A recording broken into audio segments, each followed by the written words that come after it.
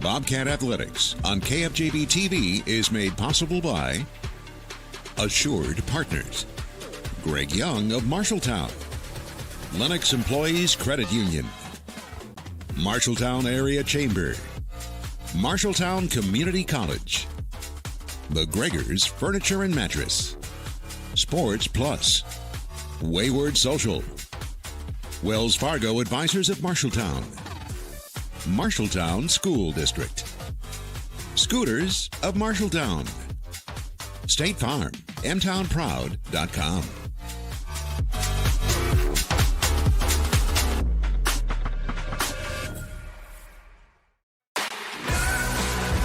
Safety! Dropped in the end zone. It's the house. Feldman, that one will get in. That's a good point right there. A shot coming here. That's a goal. Lifted to left center field. Gets off the warning track into the wall. Transition three. Boom! Knocks that one down. And it's a goal. What a beautiful play. Dutton, look what I found over the first. It's a 3-on-1 all the way. Yes! There he goes. Your home for the Bobcats, KFJB-TV. Welcome to the Countdown to Tip-Off.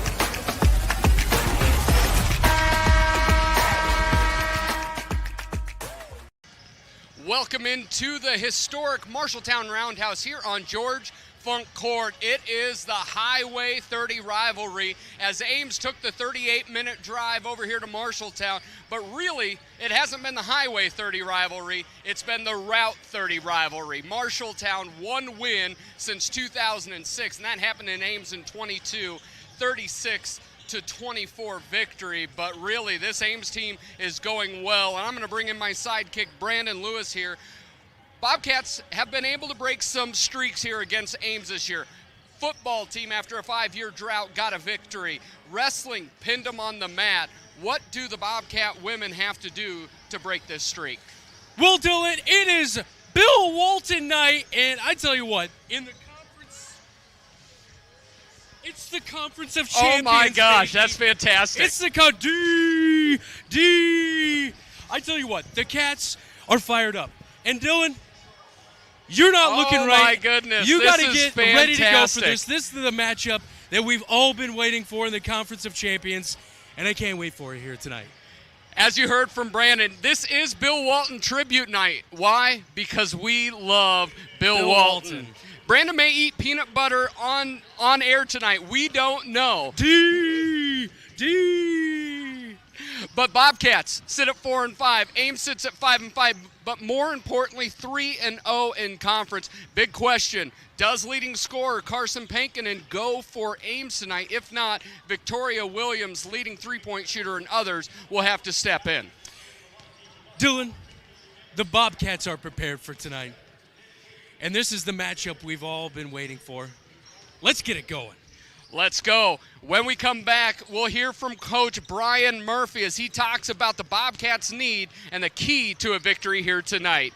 You're watching KFJB-TV and listening on KFJB 1230 AM.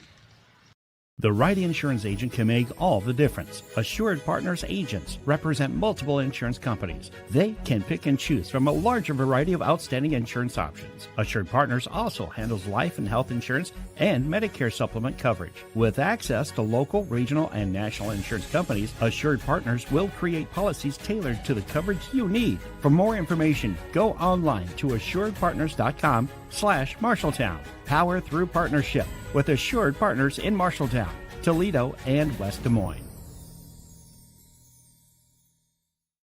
At Greg Young Automotive, we go the extra mile for our customers across Iowa. Why do customers choose us and keep coming back?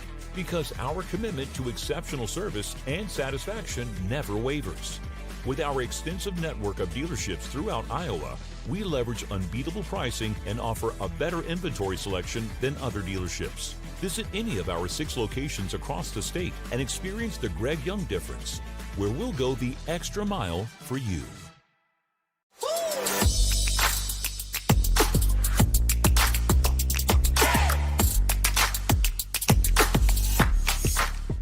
Welcome into the countdown to tip-off here with Coach Brian Murphy. Bobcats sit at 4-5.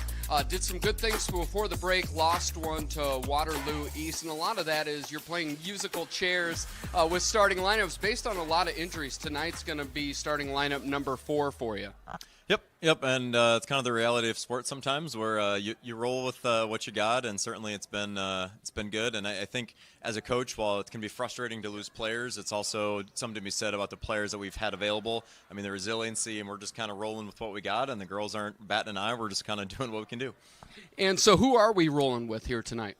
So we'll have Kinsley back again. This is their second game back from injury, and then we'll have Millie, Georgia, Ellie, and Frankie as our starters. As most of that core has been there for most of the year, and then Morgan will give us as many minutes as she can off the bench. So. And when you're looking at it, Ames, always a tough rivalry. Last win in the series was in 22, right after Ames had graduated a couple D1 players. But tonight, this Ames team, a really good defensive team. Bobcats, really good defensive team. What do you see this game coming down to? I mean, ultimately, it's going to come down to forcing Ames to play a half-court offense. If we can hold them to a half-court offense, much like Waterloo East, we love our chances in the half-court. We've got a significant size advantage. And so, I mean, any team that doesn't have a size advantage, they're going to try to extend the floor, which Ames does really well. Much like Waterloo, they're very physical throughout the floor. I think they're a little bit better disciplined, where we're going to have to anticipate traps longer, where against Waterloo East, we broke the initial trap and kind of were able to take a breath. There's no breath against Ames. They just kind of keep coming. They're physical, and at the end of the day, it's the same type of things we've known we need to really focus on, and we've gotten better at those. And now this is probably one of the best tests we've had of how far we've come. And a little bit interesting in that Ames lineup, their leading scorer, Carson Pankinen, is up in the air, averages 15 points a game. How does that change your mindset? Are you just coaching as if she's going to play tonight? Yeah, and ultimately, really, I mean, with the offense that they run, I mean, it's an equal opportunity offense where it's not really designed for any one player. It's really about which player uses the motion to take advantage of that. And so at the end of the day, I mean, we're going to defend them the same way we defend them regardless of who's on the floor. I mean, honestly, sometimes as a coach, they do a very good job of rotating through to stay fresh. And so you almost forget at times the combinations they have on the floor because we're just focusing on our own defensive philosophy and position to make sure we're in position no matter who's there. And now in the second half, post-Christmas, Frankie Long in her second year, many others. You now have Hildebrands in her second half of her first year. What are some key things you're looking from your young team here in the second half of the season? Yeah, I mean, the thing we've been preaching all season, and it's a lot easier to say than to do, is when you've got a team that's putting pressure on you offensively, you've got to be willing to use that against them, where if they close out hard, if you attack the closeout, suddenly they're off balance, right? But you've got to anticipate that closeout coming and be on the attack as the ball's coming and not waiting for them to get there before you make your move. And it's a really hard thing to develop. And when you talk about the game slowing down, it's that anticipation. And we've seen growth with all of our young players. But it's this type of game that sometimes you can get a little bit tight, a little bit nervous. And so, we really try to emphasize, kind of go with the flow. And the great thing is all of our young players have a great group of upperclassmen leadership. And I think that's only gotten better as the season goes along, where I'm seeing a lot more players grabbing somebody, getting an arm around, hey, do this next. And that's something that as a coach, you want, but you can't necessarily teach. They've got to really pick that up. And I've been really proud of the way our group has come together as the season's come along. Well, good luck tonight. Marshalltown football team broke a streak against Ames. Wrestling broke a streak. Might as well have girls basketball break the streak here tonight. When we come back, we will have the starting lineups.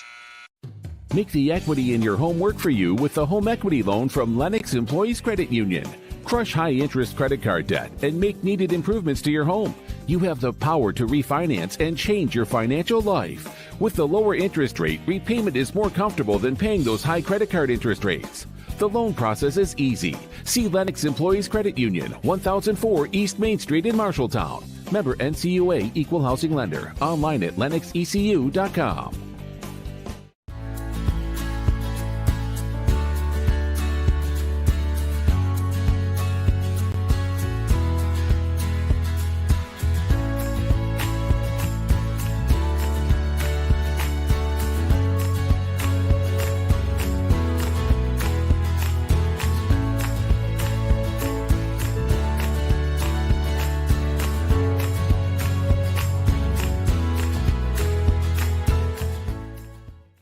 Bobcat Athletics on KFJB-TV is sponsored by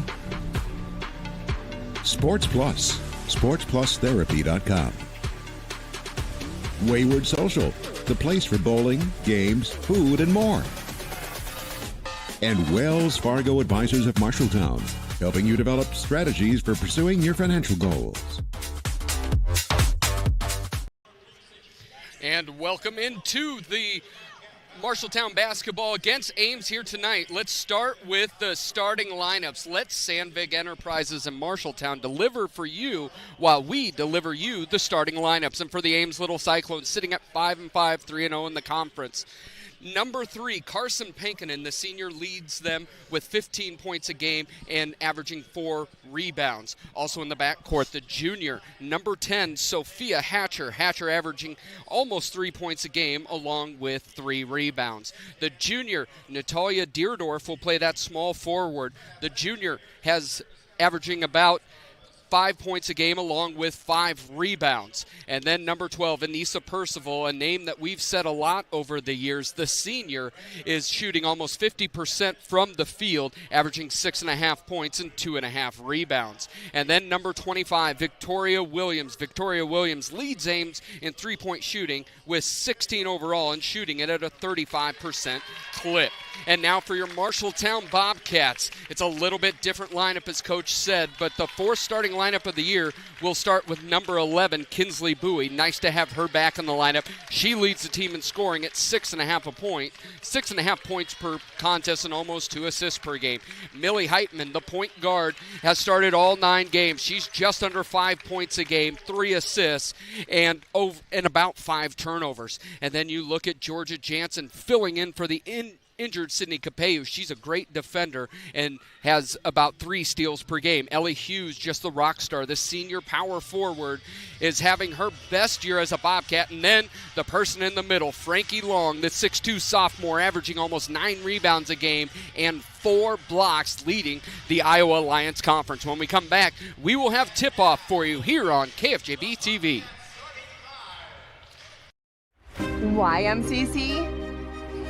Competitive athletics, affordable tuition, on-campus living, online courses plus 2 campus locations, unique programs, career training, small classes, short-term hands-on training. Choose MCC.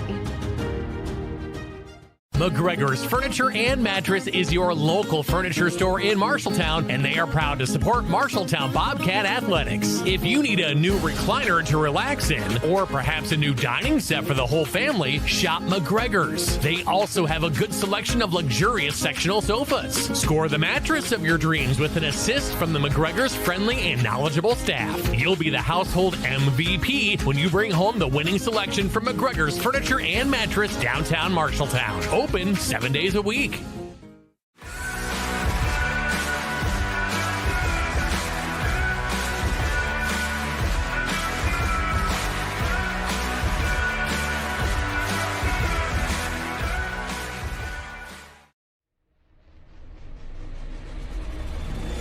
When the sun goes down, you can find me tearing up downtown with the high beams. No need for review when they can catch you. Hayes going to drive into the paint. Floater. Count that bucket. It's good.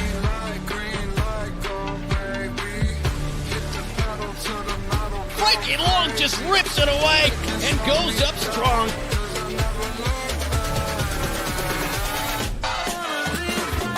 Three on one all the way. Yes.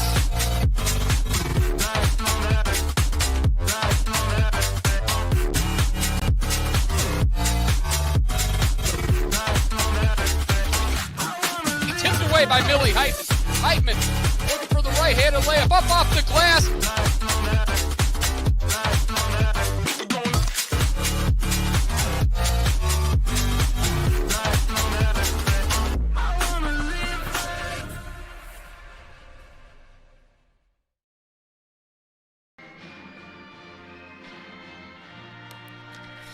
All right, tip-off is nigh, but let's grab those keys to the game. First and foremost, today's keys to the game sponsored by First Rate Real Estate, FirstRateTeam.com. Brandon.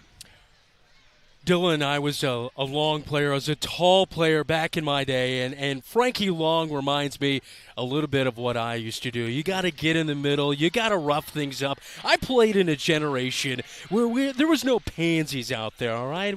We were tough, Dylan, and Frankie Long's going to be tough here tonight. No long droughts for her. Got to get the bucket inside. Got to get the ball to Frankie Long for her to do. On the other side of things, Dylan, I love cooking, even though I may be passed away for almost a year now. Put them in the frying pankin, and she's a special scorer. And I tell you what, if she has a big night, it'll be tough for the Bobcats here. Yeah, as Coach said in the pregame interview, Bobcats will have a size advantage, and it starts with Frankie Long as she tips it off against Anissa Percival. Up to Ellie Hughes, up to Georgia Jansen. She fumbles it, but that's going to be off of Carson Pankinen's foot. Bobcats had an excellent chance to score there early, but just could not catch the ball underneath the hoop. Kinsley Bowie is going to pass it in far side as she's going to be guarded by number 25, actually, is going to be, that's Victoria Williams guarding that. Georgia Jansen, top of the key, guarded by Pankinen. Dribble drive, picked up, cut off. And now it's Frankie Long at the top. Ellie Hughes, dribble drive, picks it up. Swing pass to Georgia Jansen. Looks at the three, but no three. Now she gets her on the block, and they're going to get her for a travel. Really good offensive set there, though. Yeah, it's... Holy smokes. I mean, that might have been one of the better ones that I've seen. I know it ended in a turnover, but... Although, am I supposed to do Bill Walton all game? No, I think we saved Bill Walton for the special moments. Dribble drive off the glass. No, she picks it up out to Percival. Percival gets in the lane, and they're going to call a push on Heitman. I thought they might get a travel, but the reason she traveled was a little bit of a hip check. How are your hips these days, by the way? They don't lie. That's for first and foremost. As you get Pankinen left-handed drive off of Kinsley Bowie, she cuts her off. Now it's going to be, that's going to be off of Natalia Deerdorf. Any relation to Dan? I believe so. I assume it's a great-granddaughter. Also, I saw V. Williams. Was that any relation to Venus? I don't believe so. That one I don't think so. Georgia Jansen gets it knocked away, but she picks it back up. Now she's able to get it to Ellie Hughes. Got to watch, and it's going to be a travel. And this is really where we have found Bobcats, and Ames is going to extend that pressure over is getting into the half-court set where you are actually attempting shots and not turning it over. They've really shot themselves in the foot multiple times with that. Yeah, Bobcats are down about 8 turnovers a game from a year ago, but still early on here. It could be a 2 or 4-0 game without those turnovers. Exactly, and you look at the dribble drive there. Is a dribble drive by Williams, kicks it out into the corner. And now Anissa Percival, it's going to be blocked by Georgia Jansen and brought down by Frankie Long. Boy, that was good help defense. Jansen's got wide open. Kinsley Bowie looking for the left-handed layup and just short off the glass. And then for no reason, Kinsley Bowie puts an arm in and gets an early foul. Boy, I thought had their first bucket of the night right there. That was really good help defense, though, by Georgia Jansen. Frankie got beat. Georgia stepped in, got enough of the ball to get it off the mark. And, boy, some good things here. But, man, it's the turnovers not converting on an easy bucket right there. Exactly. You've got to execute early. As Deerdorf has it, gets it off to Percival. Percival just dribbles back, gives it right back, and then she gets it back. They're playing a little two-person game on top. Hand off to Pankinen. Pankinen gets in the lane, back out to Deerdorf. Pump fake to the lane, up off the glass, and gonna be good for her first 2. And that's half of Deerdorf's average. She only averages about 4 points a game.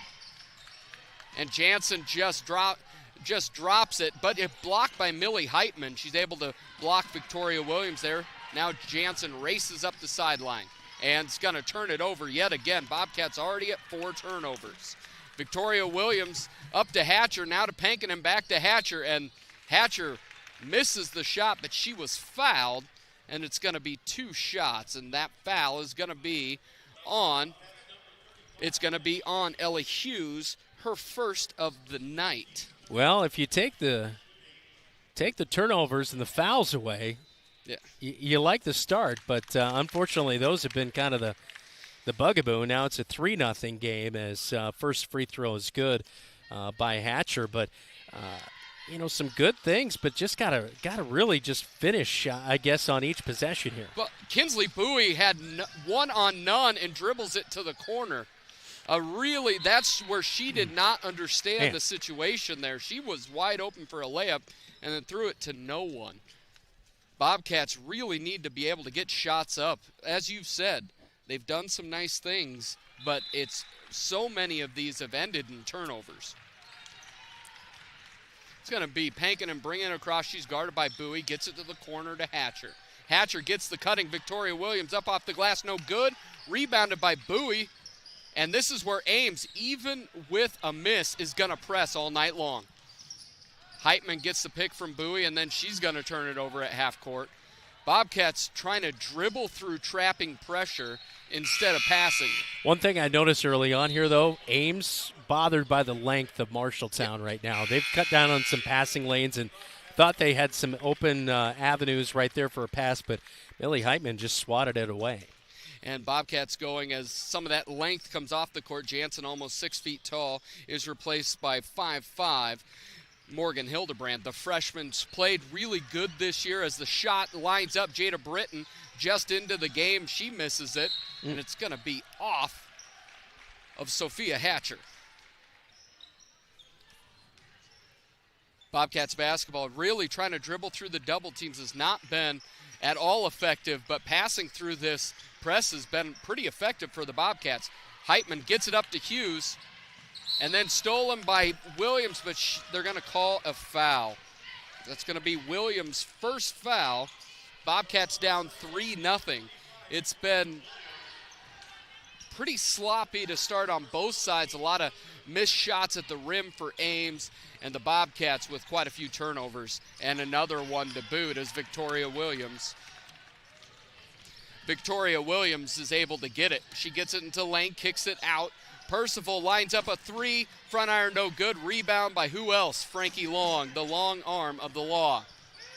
And they're going to get a timeout as the Hildebrand was trapped, and that's going to be a timeout for the Bobcats. We're going to take it with it. 4:34 to go in the first, down 3-0 to the 5-5 Ames Little Cyclones. At Sports Plus Sports Medicine and Physical Therapy Center, we customize each patient's treatment plan to their individual needs. What does that mean? It means that not every back or knee problem is treated the same, and that your program will be unique and designed especially for your needs or problem. This improves how quickly you will return to work or sports. The Sports Plus staff is encouraging and takes pride in your successful recovery. This is just one more reason why champions choose Sports Plus Physical Therapy as their favorite place to rehabilitate and train. Hi Bobcats, this is Amara Johnson and you're watching Bobcat Basketball on KFJB-TV. As you see there, Amara Johnson, one of a couple really important pieces that are on the shelf for the Bobcats. Again, this is the fourth different starting lineup for the Bobcats this year. But out on the court right now is Hildebrand Bowie, Millie Heitman, Frankie Long, and Ellie Hughes. And that's going to be another turnover. Bobcats are just struggling in all facets of the game.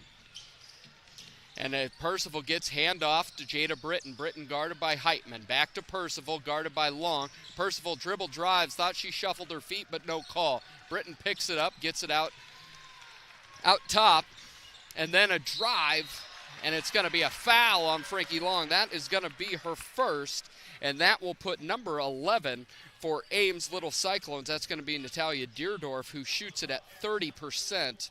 From the line. And we're not even quite to the halfway point of the first quarter, and the Bobcats already with 4 team fouls. So one more, and Ames is shooting free throws on every foul from here. So Deerdorf misses that first one, Dylan, and she has struggled from the line here this year, shooting it at 30%.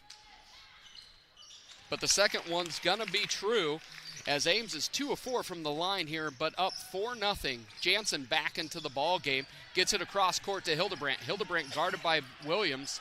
Williams inside of her jersey, really aggressive defense.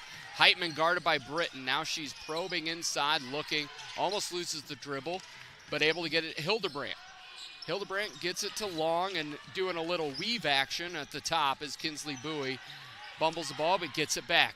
Dribble drive into the short corner, down to Long, guarded by Percival. Long's got to go up with that. Jansen lines up the three, back iron no good. Rebound Williams, here comes the Ames Little Cyclones.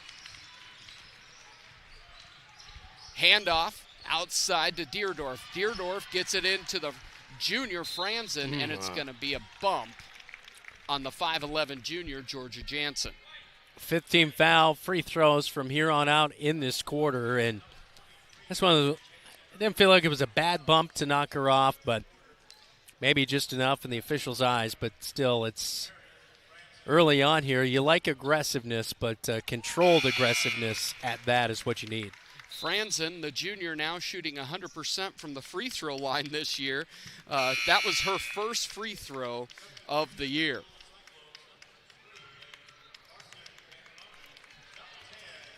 Pankinen's going to come back in, and she's going to replace Anissa Percival along with Natalia Deerdorf is out of the game. And Franzen now makes it 2 for 2. Meredith Franzen, the junior, has 2 points. Hildebrandt, that extended pressure. And now they're going to trap and gets it back to Jansen, but knocked away. Bobcats now at the look at that 10-second call, and it's going to be a 10-second call. Bobcats turn it over yet again, down 6-0. A little bit of your own worst enemy right there on that. I mean, it's just, you know, you kind of work to the near side, you know, and that's one of those things where I think Morgan Hildebrandt in that situation, you know, she dribbles to the near side, kind of gets cut off between the sideline and the defender and had nowhere to go with it.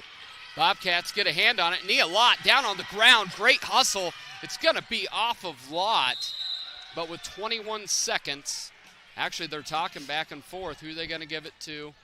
And it will be Ames basketball. 21 seconds on the shot clock. Even though Lott knocked it away, it did not change possession. For the Bobcats, it's going to be a freshman backcourt. Nia Lott, along with Hildebrandt, and then it'll be Frankie Long, Georgia Jansen, and Kinsley Bowie. For Ames, it's going to be Sodal along with Pankinen, who's just fouled by Lott. And you have Franzen along with Jada Britton. And to round it out will be number 10, Sophia Hatcher. Yeah, 6-1 right now in fouls. I mean, not even close. And Pankinen is going to make that first one. Pankinen is shooting on the year. She is shooting 72.4% from the line. She is really been good. This is a name, we've called Pankinen's name seemingly for 4 years. Yeah. She has been a mainstay throughout her career. Bobcats trapped again, but Jansen is going to be fouled, and that will be the first foul on the junior, Meredith Franzen. Franzen so far has played in 6 of the 10 ball games, has not registered many stats, but Ames extending their bench here tonight early. Jada Britton is stepping out of bounds, was able to knock it away, but she stepped out of bounds with 2:36 left to go in this first quarter. Got to find a bucket here. I mean, it's just you got to make something happen. And right now, you can't. Sometimes I feel like there's not one person who says, okay, we need a bucket. I'm going to go get it. You know, we try to set some stuff up, but somebody's got to be, you know, going to step up here and kind of help take over and just be aggressive back towards Ames instead of it just being them being aggressive and you're reacting all the time. Well, and you talked about the long drought, and right now Bobcats 5.5 minutes in without a score, but the freshman, Hildebrandt, got a good look, just could not make it, and here come the Ames Little Cyclones. Pankinen left-handed dribble, blows back by Jansen, and Bowie does not get over quick enough, and she gets a layup. It's now 10-0, Ames Little Cyclones. Yeah, there's got to be somebody helping Georgia Jansen, let her know somebody's coming from behind there. And I know you mentioned Kinsley. She was on Bobcat Live last night. She had that ankle fracture and out for about a month. She mentioned even last night that thing she's struggling the most right now with is just being in shape, getting back from that injury. And what I love is Hildebrandt's being very aggressive. That one got blocked, but it's still attack the glass, attack the glass. You can't score it if you don't get shots up here. That's for sure. Heitman able to knock it away. Franzen hands it over to Pankinen. Gives it back to Hatcher. Hatcher lines up the three, and that'll go through the nylon. It's 13-0. Bobcats down big early and have not had answers for this Ames press. Jansen gets it. Looked like she could have passed ahead, but decided to dribble. Over to Hildebrand. Hildebrand lines up a three. Front iron, no good.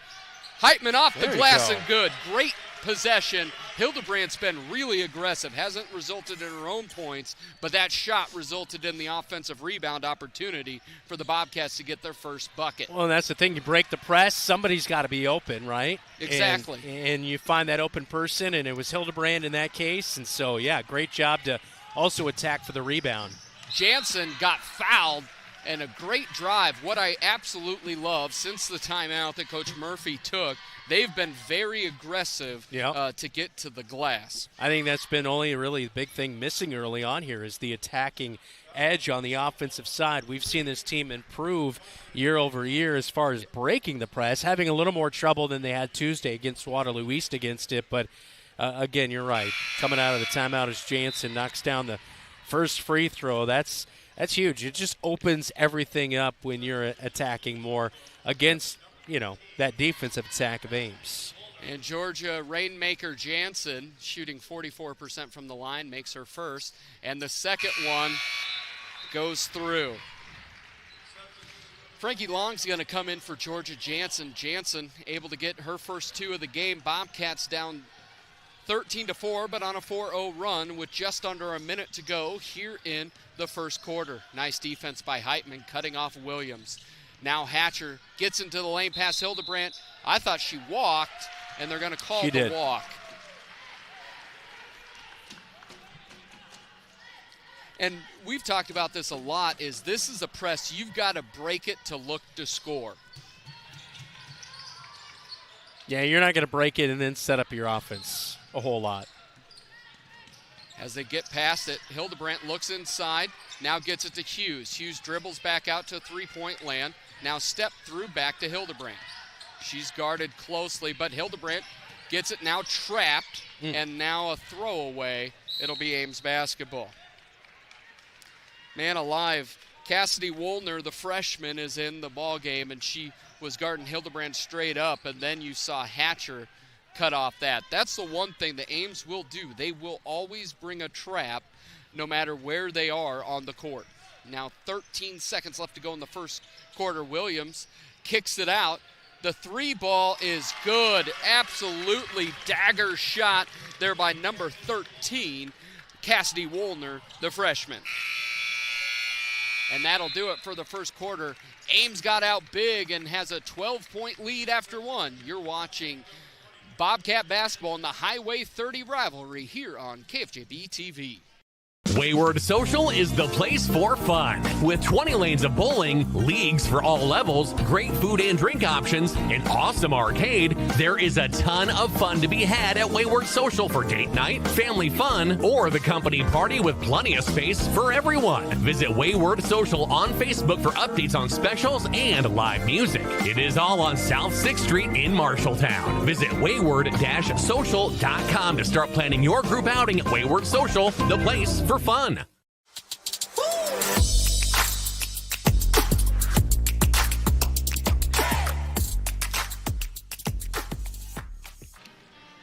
And welcome back in as we look at Coach Brian Murphy imploring his Bobcats, but let's take a look at scores around the state. Right now at halftime, West Marshall girls leading Nevada 29-24. Good one there. Also, Valley is tied with Ankeny 13 apiece at the end of the first. And right now at the end of the first, Applington Parkersburg shutting out East Marshall 17-0. And Dowling is leading Urbandale 22-6. As Williams dribble drive handoff, it's knocked away, but Cassidy Woolner able to track it down. Over to Pankinen, hands off to Hatcher, kicks it back out. It's knocked away. Georgia Jansen comes down for it for the Bobcats. Ellie Hughes gets it back to Jansen, and now the trap comes. But Millie Heitman able to help on the backside, and they're going to call a foul, and I think that's going to be on number 10, Sophia Hatcher. They're actually going to call that on Cassidy Woolner. And in for the Ames Little Cyclones is going to be Deerdorf and Percival, and out for them is going to be Woolner and Kylie Sodal, the 2 freshmen coming out for the Little Cyclones. Heitman gets it into Jansen. She's going to be guarded by Pankinen. And now a handoff to, no, she rips through and looking inside. Frankie Long not open. And Pankinen kind of swats it away, but Heitman's able to get it back.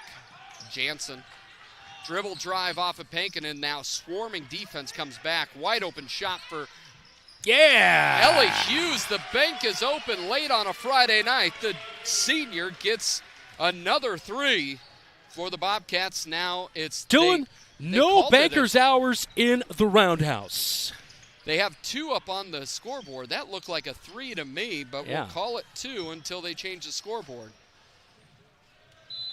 Ellie throws it away as she's trying to save it underneath the Little Cyclones basket.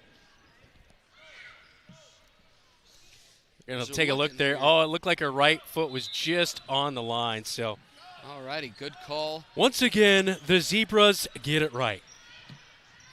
We were talking a little bit. I have been not from this. I saw a referee from the earlier boys JV game that I was famously teed up for in church league here. So you better be minding your P's and Q's tonight, Dylan. That's all I'm saying.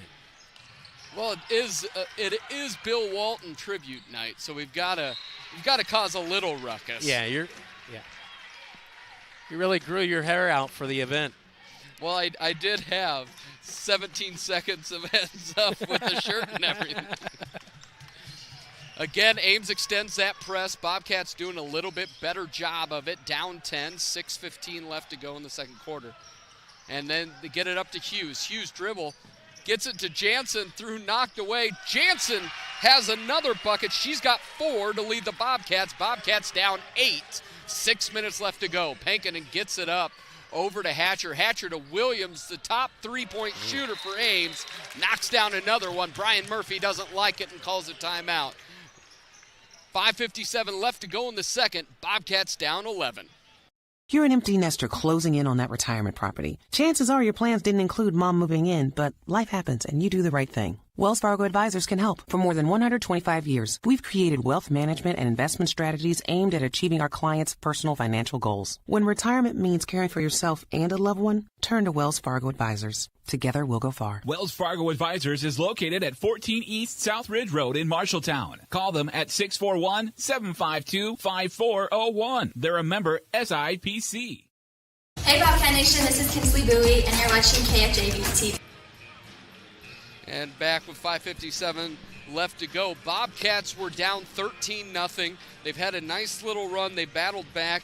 It's now 19-8. Brandon, we've seen this a lot, that the Bobcats just have those long droughts, and you talked about in the keys of the game to start games. Yeah. How can they climb back into this in the next 6 minutes before half? Well, we haven't seen a drought since about, the first 4 or 5 minutes of this game, because it's been more aggressive, and they've just got to basically keep their foot on the pedal here tonight, because once you break that press, you've got to be looking for an open person, and then they're going to be taking that shot. You've got to be charging the basket as well, like we saw on a Millie Heitman layup off of a miss.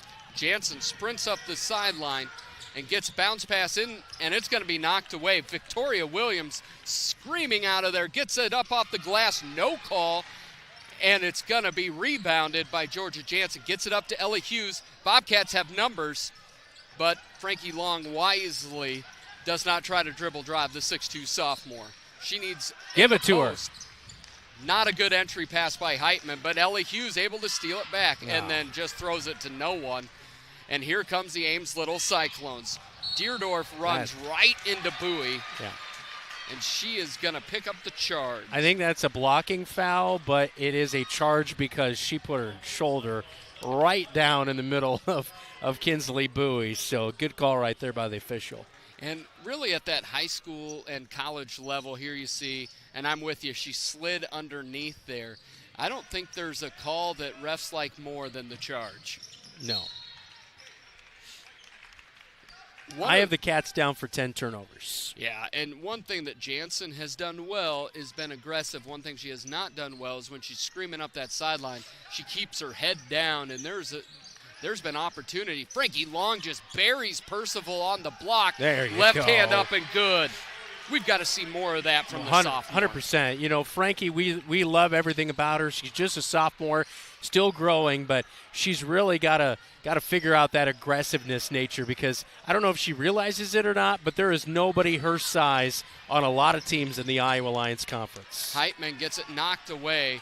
And again, Bobcats addicted to the dribble. Oh. Ooh. Jansen's going to get picked up for the foul. Penkinen's going to go back to the line, shooting 74% or 72% on the year, already 2 for 2 from the line. Yeah, that's it. Frankie Long is 6'2", really skilled, averaging only 6.5 points a game. And it's not because she's shooting 30%. It's because she's not looking for her own shot enough. Mm-hmm. And you see that. I do not. Maybe the body, but I don't think so. That looked like a clean block from Jansen. Pankinen made the first one, lines up the third one, and she's 4 for 4 tonight. And she's exactly what you want from a senior guard. Very trustworthy, looks for her team, but can score it when she has that opportunity. Yeah, don't leave her open. No. Bowie's now stuck, and wisely throws it off of Williams. She did the UTEP two-step a little bit and then threw it off her leg. Good street ball move right there, Dylan. You know, when in doubt, throw it off the other person. Struggling to get it in, but able to get it to Heitman. Heitman almost picked up her dribble, now gets to Hughes. What? Ellie Hughes. I think Ellie shuffled her feet as she was handing it off. And this is the stuff right here. It isn't the pressure that turns in. Bobcats have done much better against the press of turning it over. It's that they just turn it over in ridiculous ways where no one is causing it except for themselves. Percival dribble drive. She's going to be fouled by the junior Millie Heitman. Here you see, and yep, that is a travel. She had 2 different pivot feet there, and that's just a simple one. You got to jump stop on that. It's a good dance move, the pivot. That's right. Yeah, but this isn't Soul Train. This is the Highway 30 rivalry.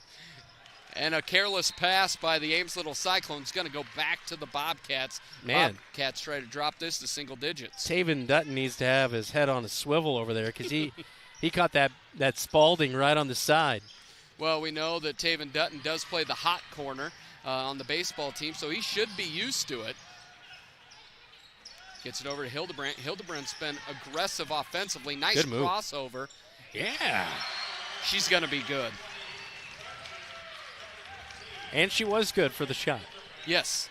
She just has that left-hand little wiggle to her game. She is a freshman. The injury to Amara Johnson really gave an opportunity to Hildebrandt to play her freshman year.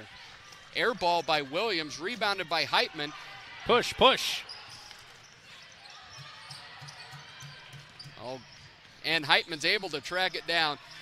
You know, you get a little bit of this, you hold your breath almost. Mm-hmm. Long kicks it out to Hughes. Hughes, another long 2-point shot, no good.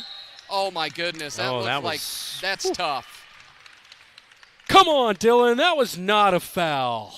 That is being 6 foot and tapping it back, but that's going to be the third on Millie Heitman. That's a tough one.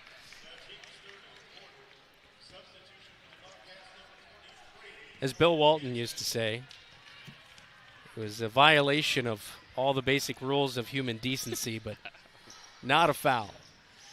Britton misses the 3, rebound by number 44. Frankie Long gets up to Hildebrandt, guarded by Williams. Crossover, but Williams has got those quick hands. Jansen looking for the block and blocks it right out of bounds. You know what Georgia says? We're having fun. We are having fun. She gave a smirk. I love it. I'd like to know the record Georgia Jansen has gone in between smiles of her waking life. It can't be very long. There, and you can see Jansen just measuring it up from about half court and was able to knock it out of bounds. Frankie gave a little pointed clap there after it as well. Well, there's very few in the state of Iowa that know more about blocks than Frankie Long.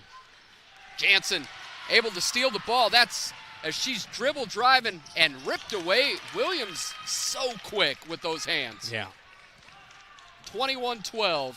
You'd love to see Jansen almost drop that off. Percival back top of the key, gets it over to Williams. Williams cross court, pass to Pankin, and now in the corner, Deerdorf. Deerdorf is going to be fouled by Jansen. Looked like a reach-in foul, and then it seems Deerdorf almost did the slip and slide routine over there in the corner. And it's going to be Jansen's third foul. And really, with Amara Johnson out, Sydney Capeyu out, this is not a deep bench. You know what I've always wondered? We don't have somebody with the towel on the broom that comes out and cleans the floor. Where's that person? You know what I'm talking about? Maybe the producer. The NBA, they do that during every halftime or timeout. Well, I've played in some pretty old gyms. You had to do that about every 17 seconds or you just slide around. And this almost 6-foot Jansen guarding the inbounds, but dribble drive by Pankin and back out to Percival. Bobcats in a zone. Percival gets it to Britton at the top of the key. Now back to Percival. They're moving that ball quickly. Gets it back to Pankin, and Percival lines up top of the key, three, and it's good. 24-12, Ames Little Cyclones. And Hildebrandt's got it, gets it over to Jansen. Jansen's able to break the press. Bobcats have numbers. Percival picks up Jansen up off the glass, no good. But we will have two at the line, where Georgia Jansen's been 2 for 2 here tonight. Both teams have scored 8 points in the second quarter, and Bobcats looking to take the lead in the quarter, which I felt like they battled a little more in this second quarter. It was late first quarter into this quarter. Well, and a miss off the left side of the iron. It really was those first 6 minutes. And it wasn't that the Bobcats didn't have opportunities. Yep. They just were unable to capitalize on those opportunities. Freshman Nia Lott's going to come in, and she is going to replace Ellie Hughes. Jansen still playing with those 3 fouls. Off the iron, no good. Rebound is going to go to Deerdorf. She's got her head up, has Percival up to the right, but she dribble drives to the lane, and they're going to call a foul, and it's going to be on number 44, the sophomore 6'2" center, Frankie Long. No, it's going to be on Georgia Jansen on the reach-in. Wow. And Georgia's got 4 fouls, and I think Ellie's got to go right back in there. No, it's Millie Heitman's going to come in, and she has 3 fouls. First one is up, and it is good. Deerdorf on the year, again shooting 30% from the line.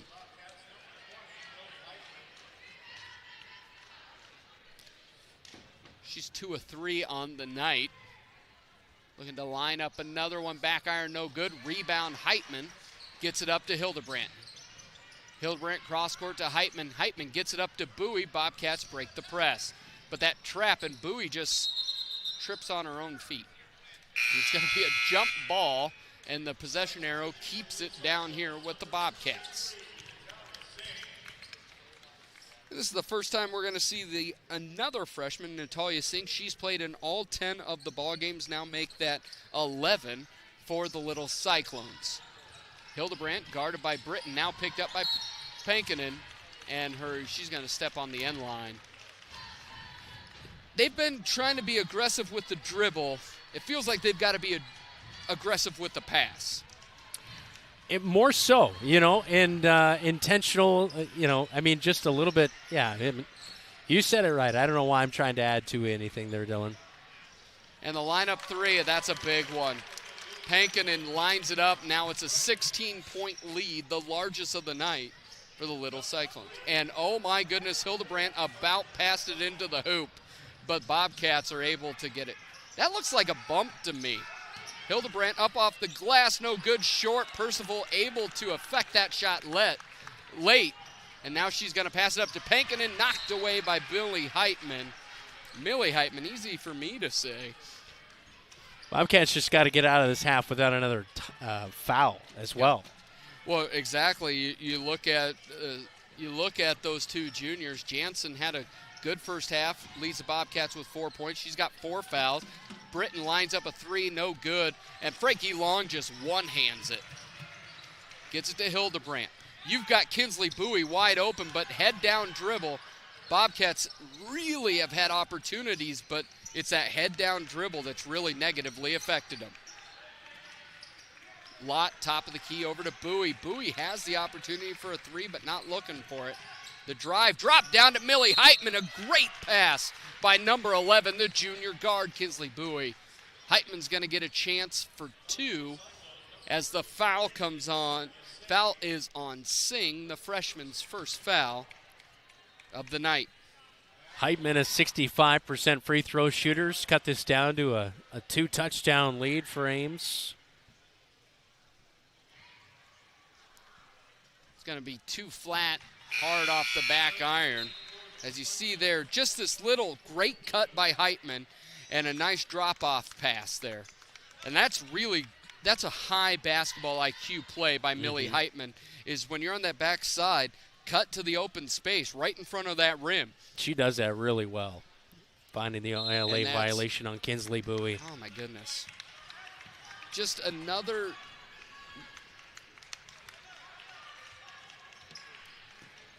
The mics didn't go out, but my mom always said, if you don't have anything nice to say, don't say anything at all. As Victoria Williams, guarded by Lott, dribble drive left hand, now kicks it out to the corner. The 3 ball, another 3, and that is by Cassidy Woolner, her second of the night. Bobcats go in the half, down big, 31-12, here on KFJB-TV and 12:30 a.m. KFJB. Some say life is like a road trip. Is it a coincidence Scooter's Coffee is a drive-thru? We don't think so. Whether you need a coffee while you enjoy the view, to just get you through the long stretch, or to refuel between stops, Scooter's Coffee is there, brewing up delicious coffee, espresso blenders, smoothies, iced drinks, and more, with the convenience of a drive-thru so you can stay on the road and enjoy the ride. So go ahead, scoot on around. Amazing people, amazing drinks, amazingly fast. Scooters in Marshalltown. The right insurance agent can make all the difference. Assured Partners agents represent multiple insurance companies. They can pick and choose from a larger variety of outstanding insurance options. Assured Partners also handles life and health insurance and Medicare supplement coverage. With access to local, regional, and national insurance companies, Assured Partners will create policies tailored to the coverage you need. For more information, go online to assuredpartners.com/Marshalltown. Power through partnership with Assured Partners in Marshalltown, Toledo, and West Des Moines.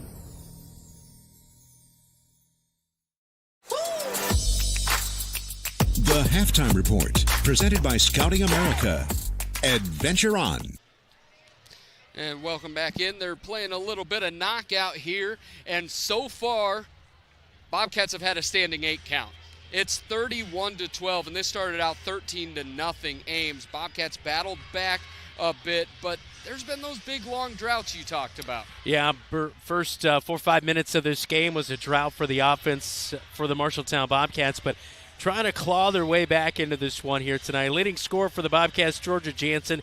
She has 4, and then a host of ladies with 2, including Morgan Hildebrand, Millie Heitman, Ellie Hughes, and Frankie Long. Meanwhile, for Ames, Carson Pankinen with 9 is at the break. Sophia Hatcher with 5. 3 apiece for Deardorff, Percival, and Williams. 2 for Meredith Franzen and Cassidy Woolner with those 2 3-point buckets. She has 6 at the halftime break for the Ames Little Cyclones.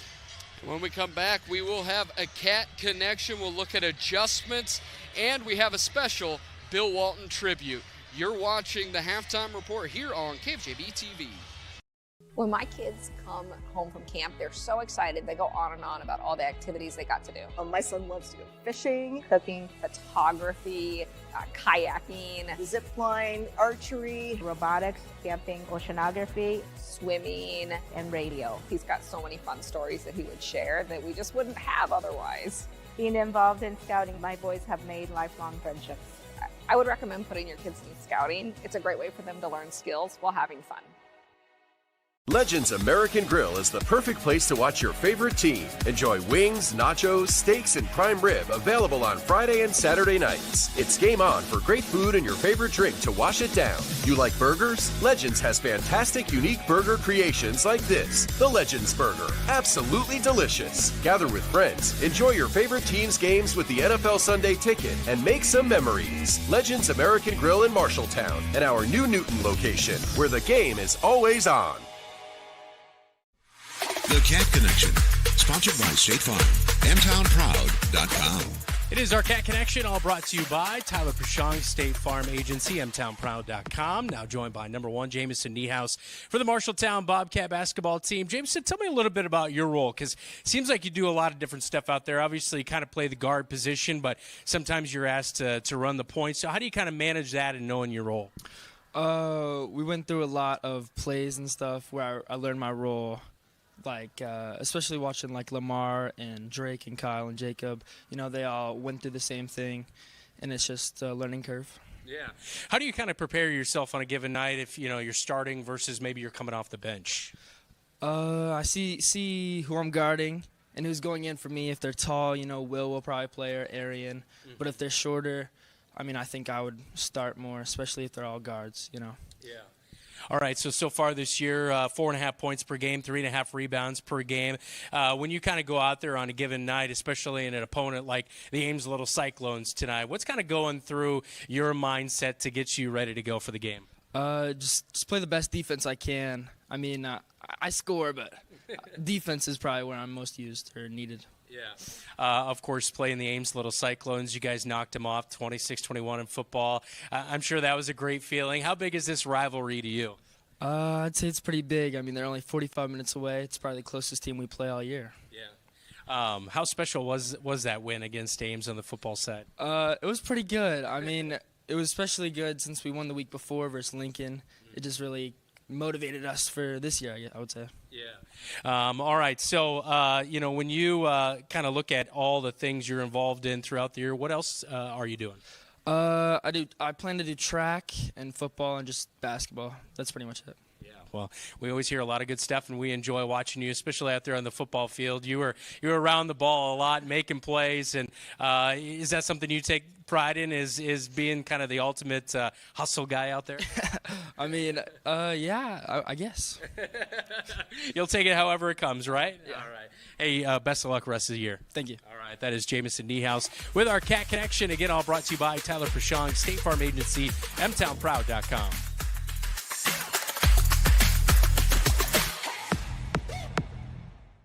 I'm Tyler Prashong, MHS graduate in 2008. And I'm Justice Richardson, 2020 Marshalltown graduate. My family, along with the entire agency, are happy to play a small part in a community that cares so much about each other. At Tyler Prashong State Farm, our goal is giving back to the community. There are many current and former Bobcats giving back through donating, volunteering, coaching, and just being a great neighbor and friend. We'd love to talk to you about what makes you M-Town proud. At Greg Young Automotive, we go the extra mile for our customers across Iowa. Why do customers choose us and keep coming back? Because our commitment to exceptional service and satisfaction never wavers. With our extensive network of dealerships throughout Iowa, we leverage unbeatable pricing and offer a better inventory selection than other dealerships. Visit any of our 6 locations across the state and experience the Greg Young difference, where we'll go the extra mile for you. Bobcat Athletics on KFJB-TV is sponsored by Assured Partners, power through partnership. Greg Young Chevrolet of Marshalltown. Drive with Greg Young and experience top auto service and selection. And Lennox Employees Credit Union, LennoxECU.com.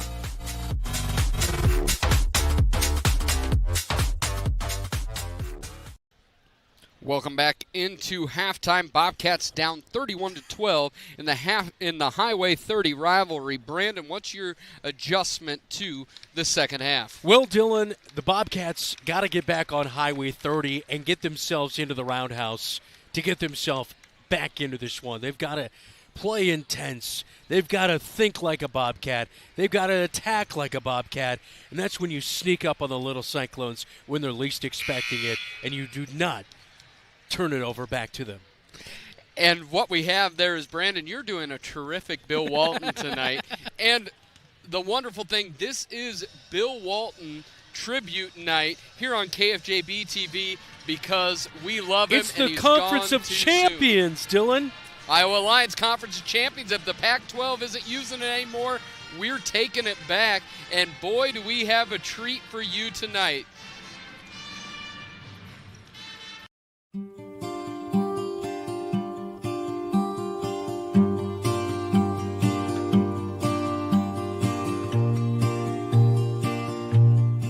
The building that Barnes built, brand new arena basketball for Ames, but this is a old rivalry. Tonight we start with the 88th matchup in the history of Ames and Marshalltown. Last year Marshalltown got their first win here in Ames against the Ames Little Cyclone women since 2005. I'm joined with the resident KFJB-TV eye candy, Brandon Lewis, along with, of course, Dylan Doe. Brandon, Merry Christmas and a Happy New Year, along with what are you looking forward to tonight here in Ames? Well, Dylan, I love basketball. I thought I'd bring it back.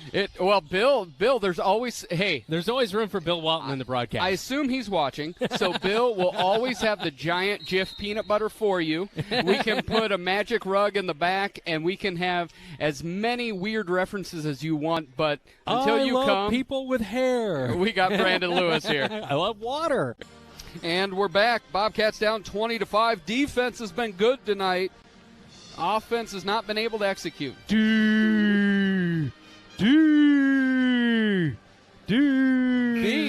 is our first Bill Walton of 2023. Welcome back, Bill. No, we had him a couple weeks ago. I thought it was the end of 2022. It was Ames. Oh, it my was goodness. Ames. It was You're right. 2023. Bill comes back twice. Dylan, the Bobcats early on here, the Bobcat as a predator, they like to hunt their prey early in the morning, Dylan, and I start my morning early before anyone else rises, really, honestly.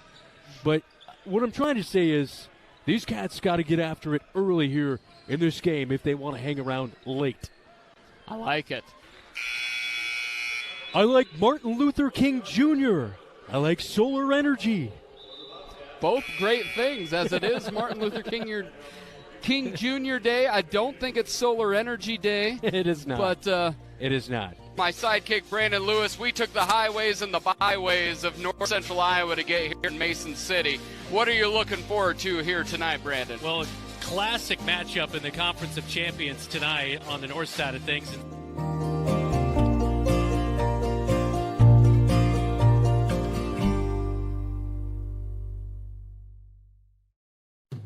Auto loans at Lennox Employees Credit Union are not just for cars. If you are looking to purchase a new or used motorcycle, boat, snowmobile, or other recreational vehicle, look no further. Lennox Employees Credit Union has low loan rates, and the loan process is so easy. Visit lennoxecu.com for rates and membership eligibility information, or go to 1004 East Main Street in Marshalltown to visit with one of our loan officers. Lennox Employees Credit Union, member NCUA.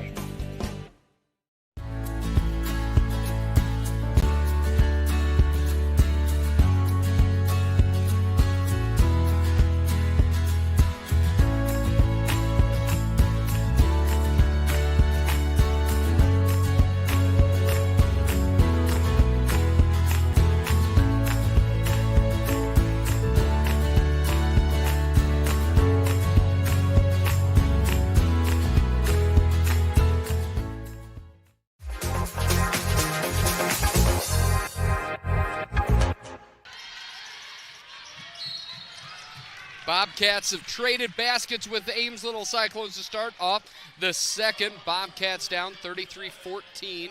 And Ames Little Cyclones Natalia Deerdorf just picked up a foul. The bucket for Ames was Natalia Deerdorf, and then Frankie Long off an offensive rebound got the bucket for the Bobcats. And Ames goes right back to that pressure, gets it back to Heitman. Heitman left-handed dribble. Now she goes against Hatcher.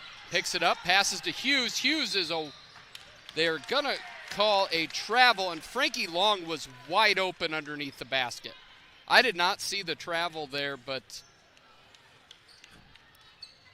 Coach Brian Murphy didn't see it, and now both sides of the referees saw it, and you said it earlier, usually the black and white are right. 15th turnover of the night, Dylan.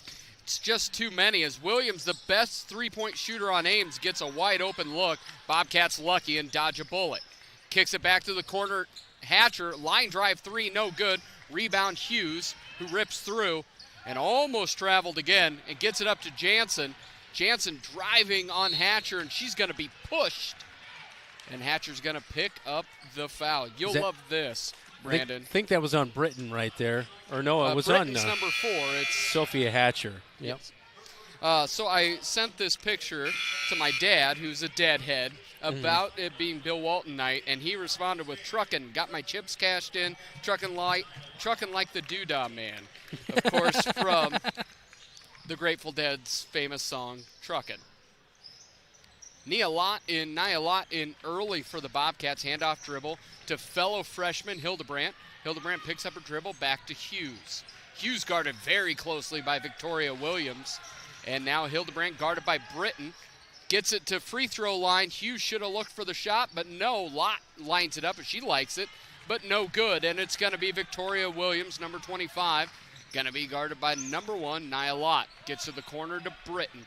Britton driving on Hildebrandt. Now it's over to Natalia Deerdorf. She walked and no call, and it's going to be up off the glass, and the foul is going to be on the Bobcats, and that will be Frankie Long in her second.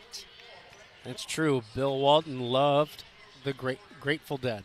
He would take full summers and go to every single show with them.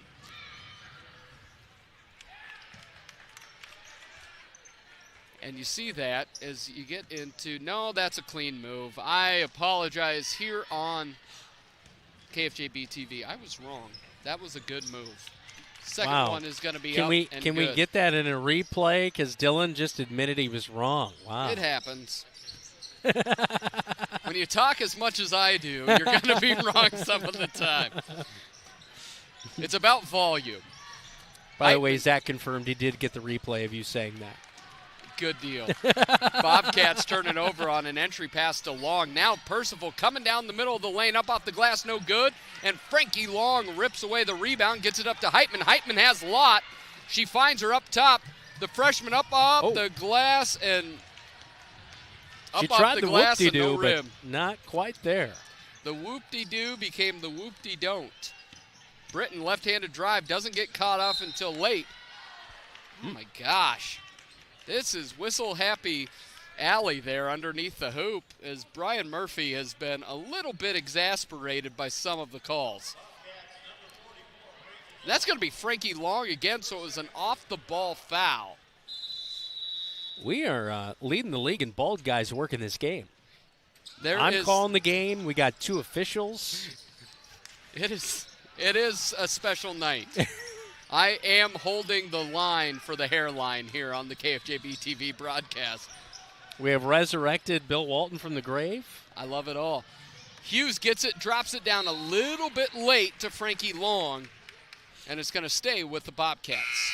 That's one where you want to get rid of that early when Long had her person sealed. Well, I think you mentioned it earlier about the passing. That, the anticipating of a pass and knowing that, hey, I'm passing it to the open spot or I'm reading that pass early enough has been lacking at times in this game. As a line, get it into Long. Long knocked away, no good, but Bobcats retain. Now top of the key, Kinsley Bowie lines up a 3, back iron, no good. And that is going to, oh my goodness. What in the world? That is not a foul. Oh my goodness. This is Brian Murphy. You don't see him that animated very often, but that's just a terrible call and worth the dismissive swipe of the hand. Dribble drive, left hand to Victoria Williams, gets it into the corner. Now top of the key to Singh. Singh gets it back to Williams, crossover dribble, quick as a hiccup. It's going to be blocked and out of bounds. I mean, I get Ames is a little more of the aggressive team here tonight. Sometimes you get, That was definitely not a foul right there. But That's terrible. It's just quite the difference here tonight. I mean, Marshalltown's got 16 or 17 fouls. Ames is only down around 7 or 8, and quite the disparity, and it's interesting. One thing I'm seeing a lot of is the ref behind the play is calling a lot of that. There was a travel call there. She did not have possession of the basketball because it had been knocked away, and I think that's an interesting way to officiate a game. But here come the Bobcats down 20, and Hildebrandt just threw it to no one. And it's also the other Bobcats are not looking to participate in some of those cuts and things, not looking for the basketball. Jansen brings it across the timeline. Singh gets it from behind, but Heitman's able to pick it up. Hildebrandt lines up a 3. She's not afraid, and it is good. The freshman knocks down a 3. She has been very aggressive tonight and finally rewarded. She now leads the Bobcats with 5 points. Ames doubling up your Bobcats.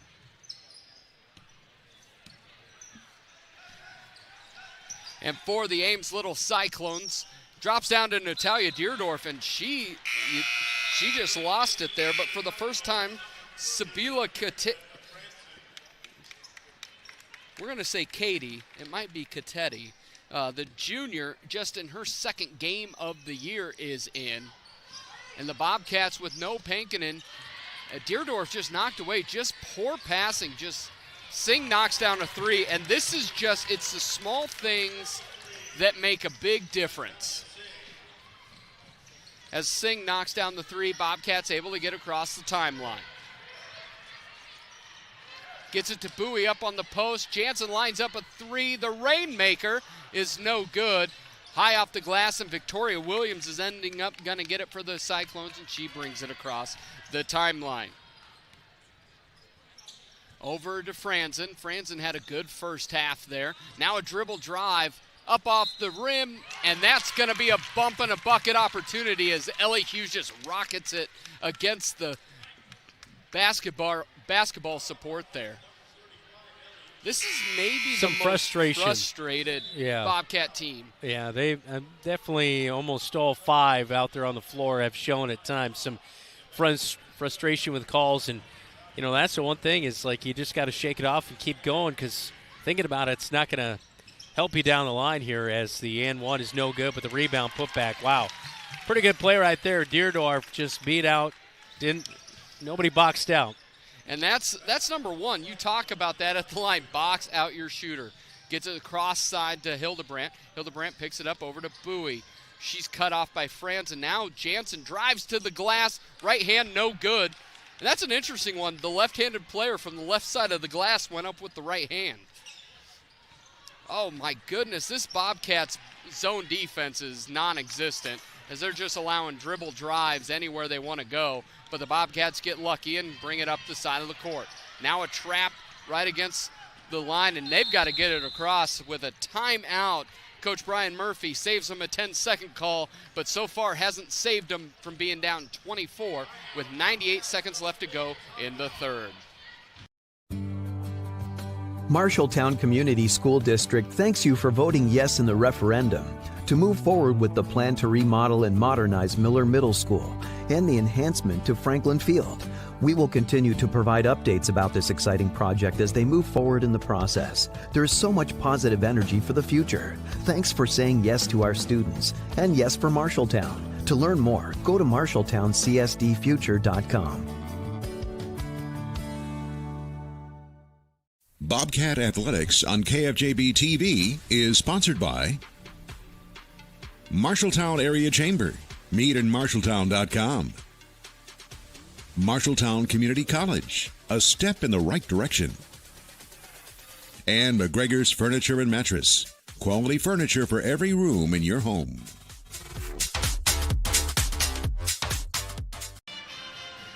Welcome back in. We have the babyface David Braga also participating in Conference of Champions night. I love it. One thing we've noticed with the foul calls here tonight, Bobcats have the size advantage, but with the ticky-tack calls inside, all the Bobcats front line is in foul trouble here tonight. Yeah, it certainly hasn't helped. I think a little bit, too. Like, Georgia Jansen just got extremely bumped off the ball, and that's why she went out of bounds on the far side. And then, I think a little bit of it, Dylan, for me, is that the Bobcats are a little bit out of control, and they're flailing everywhere to catch up either on the defensive end or chase down a potential turnover on the offensive end.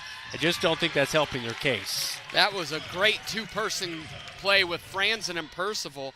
Percival doesn't score a ton, but she's incredibly active and a really good ball player. And that's going to be a foul on the aforementioned Anissa Percival. She's one that has never been a big scorer. She has scored double figures against the Bobcats a couple different times in her career, but she has been a mainstay along with Carson Pankinen for this Highway 30 rivalry.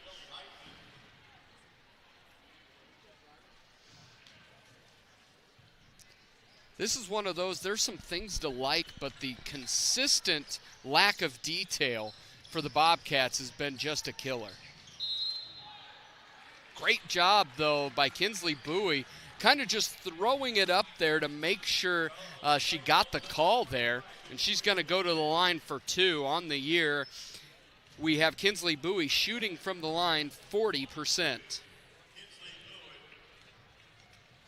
Right now I've got 13-8 is the difference in fouls so far tonight.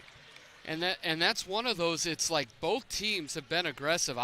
It's been a struggle here tonight. That doesn't make up for the 26 points, but this is a game where there's just been no rhythm for the Bobcats, especially in the post, as Kinsley Bowie comes up and misses both. And then a lack of running back down, and Ames had a good look but traveled. Yeah, so for 43-17, our score here. We're down to our final few seconds of the third quarter. You get a couple buckets here. Help yourself. Obviously, you're probably not going to come back and win this game at this point, but, crazier things have happened. But, man, it's just, they've done, like we mentioned a few times, they've done some really nice things here tonight, but just have not been able to put everything together, including another turnover. And it is a great block by Kinsley Bowie, but Williams able to track it back down, but Heitman's able to bring it out. Bobcats have a chance. 35 seconds left to go here in this third quarter. And she's just getting mauled as Singh is going to pick up the foul. And that's, again, it is the blind dribble. There you see Kinsley Bowie with a great job. Victoria Williams gets it back, but then throws it away. Do we have the same crew for the guys' game? We do, don't we? We always do. We always do. Now let's hope that the team with the size advantage also gets ticky-tack fouls. As Heitman knocks up that first one, and it's good. And that's an interesting one as we talk about, and we'll talk about more during the guys' game, but the Ames Little Cyclones have the best half-court defense in the state of Iowa, and that's been true forever. They have length in the post, and they pressure guards better than anyone, regardless if it's Lipsy or now Jamison Poe and others here years later. Yeah. The second one is missed as Percival comes out with it, gets it to Williams, and there's no shot clock as Lott guards Williams. She's going to be picked up, cut off by Hughes. Hughes now gets pump faked up off the glass, no good, as Hughes or Jansen got that one. Yeah, Jansen got a piece of it. She got a little high five and another little smile there, Dylan. She had a couple of really nice blocks. As Sodal opens up underneath, but it's going to be ripped away by Hughes. Bobcats have a chance with 10 seconds to go. Heitman's got to get head up, guarded by Anissa Percival. Now it's a dribble drive, wide open, and Millie Heitman's going to go right back to the line where she just made 1 out of 2. Bobcats down 25, 2.7 left to go here in the third quarter, and that will be the third foul on Victoria Williams. Great job by Millie Heitman bringing the ball up court quickly, and then you could see the C's parted down to the right block, and she drove all the way in without any hesitation, and really good play right there as, Williams picking up that third foul of the night.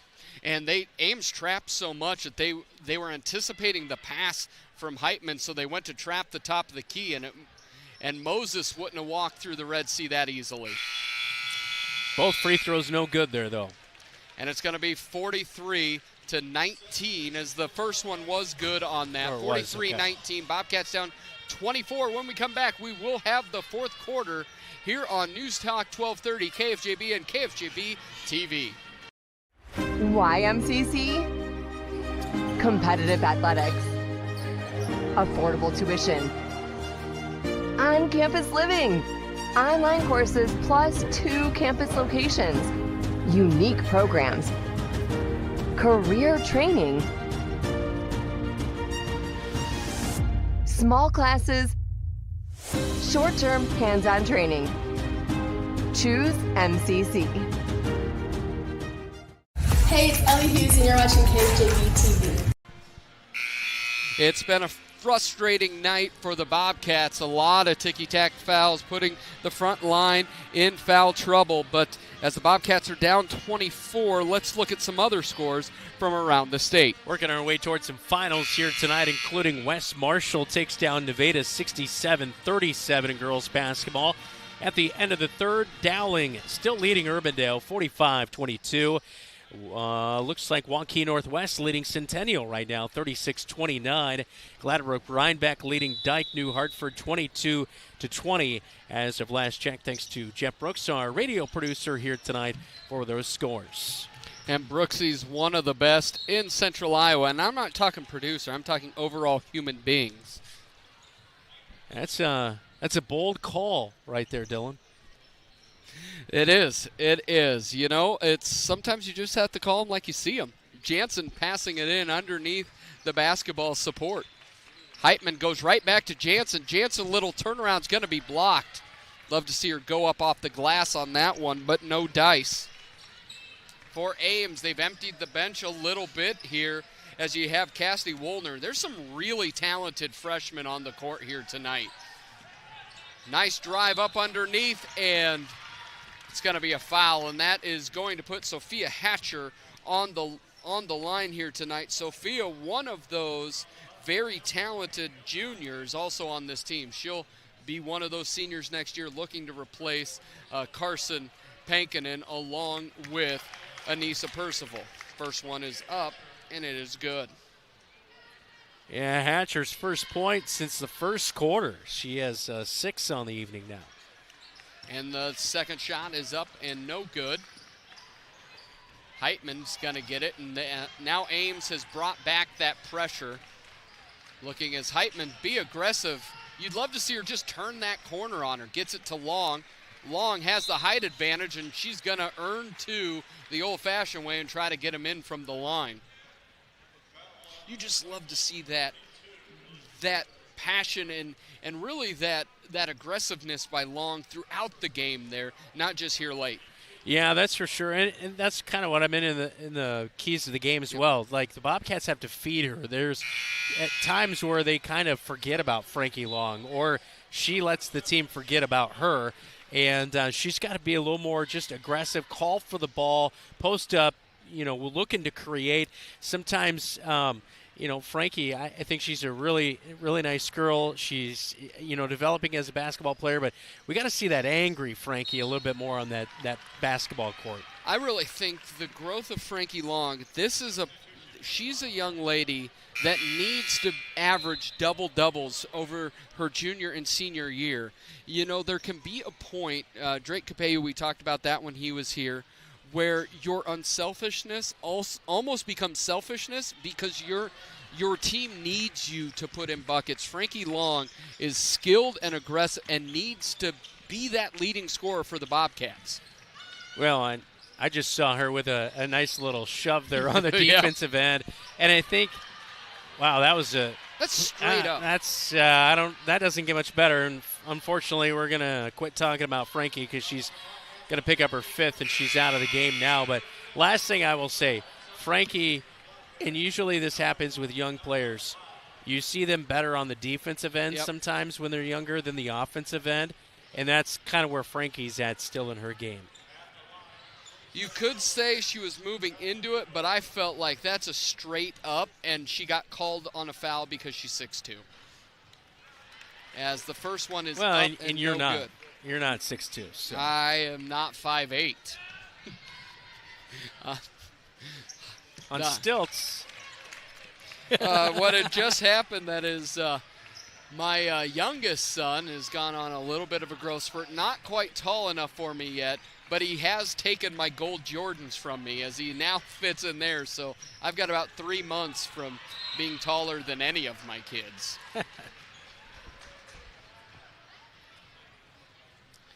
As there, it's going to be a foul on the drive, and the foul is going to be on Kylie Sodal, the freshman. It's her second. Actually, they're going to call it on number 32 for Ames Little Cyclones, and that is Elizabeth Leamer, another freshman.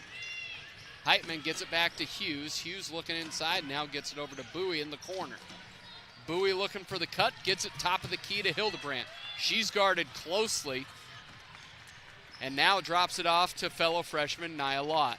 Now Heitman looks at the three, pump fake, takes it to the line, and they love to call the charge, and that's a good call as Deerdorf, man alive, Heitman just got hit in the face by Jansen because she fouled out, and there was almost exuberance to foul out. I think one thing that yes, the reffing has been points where it's up to debate, but you also have to hold your composure as well.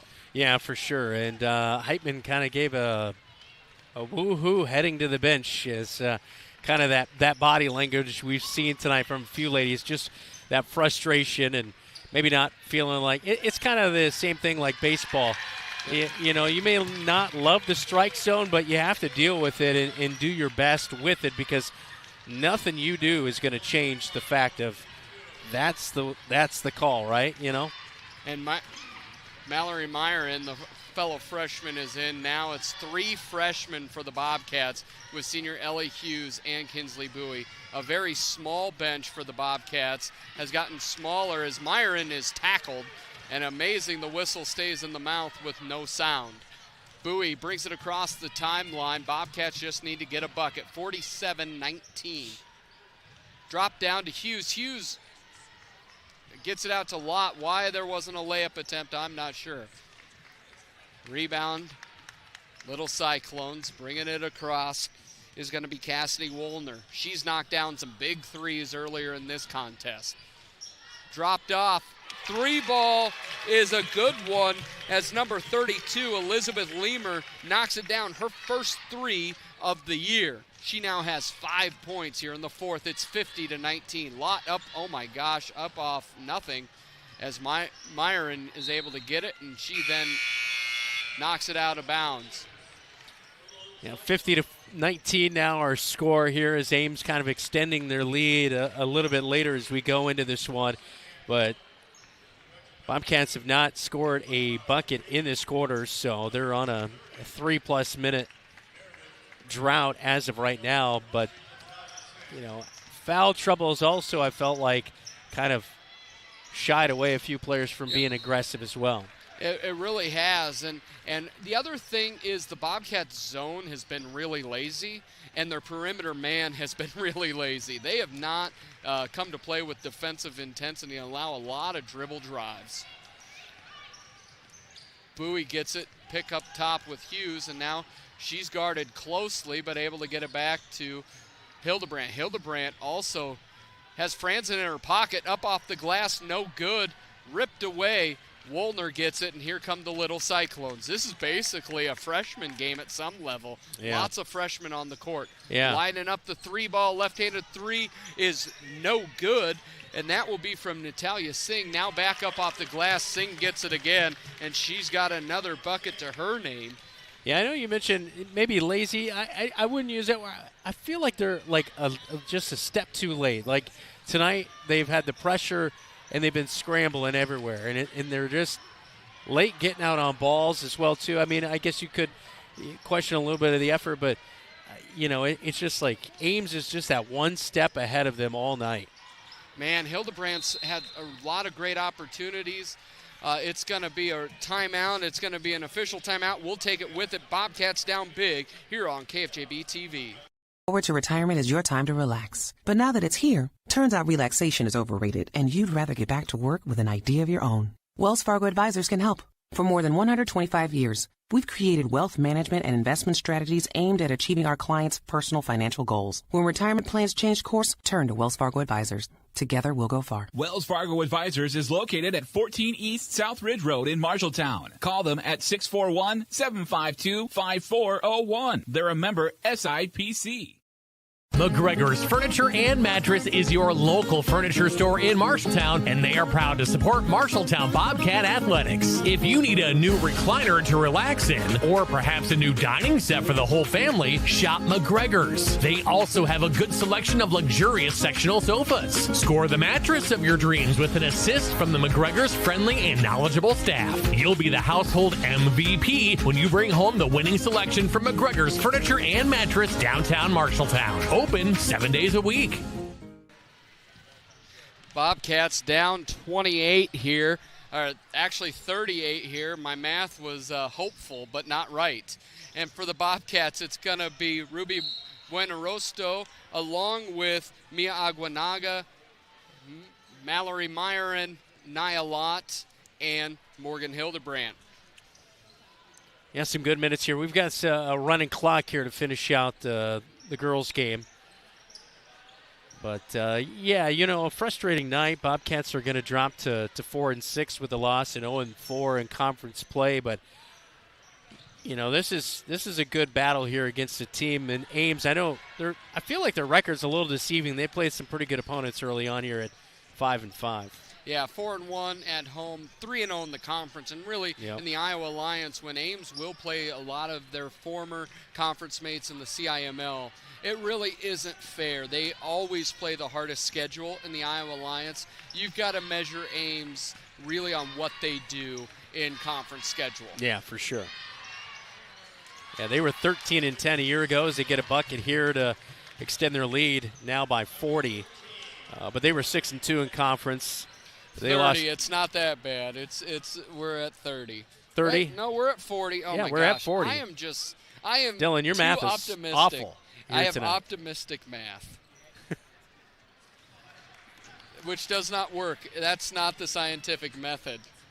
But I have a liberal arts degree, so I think it's allowed.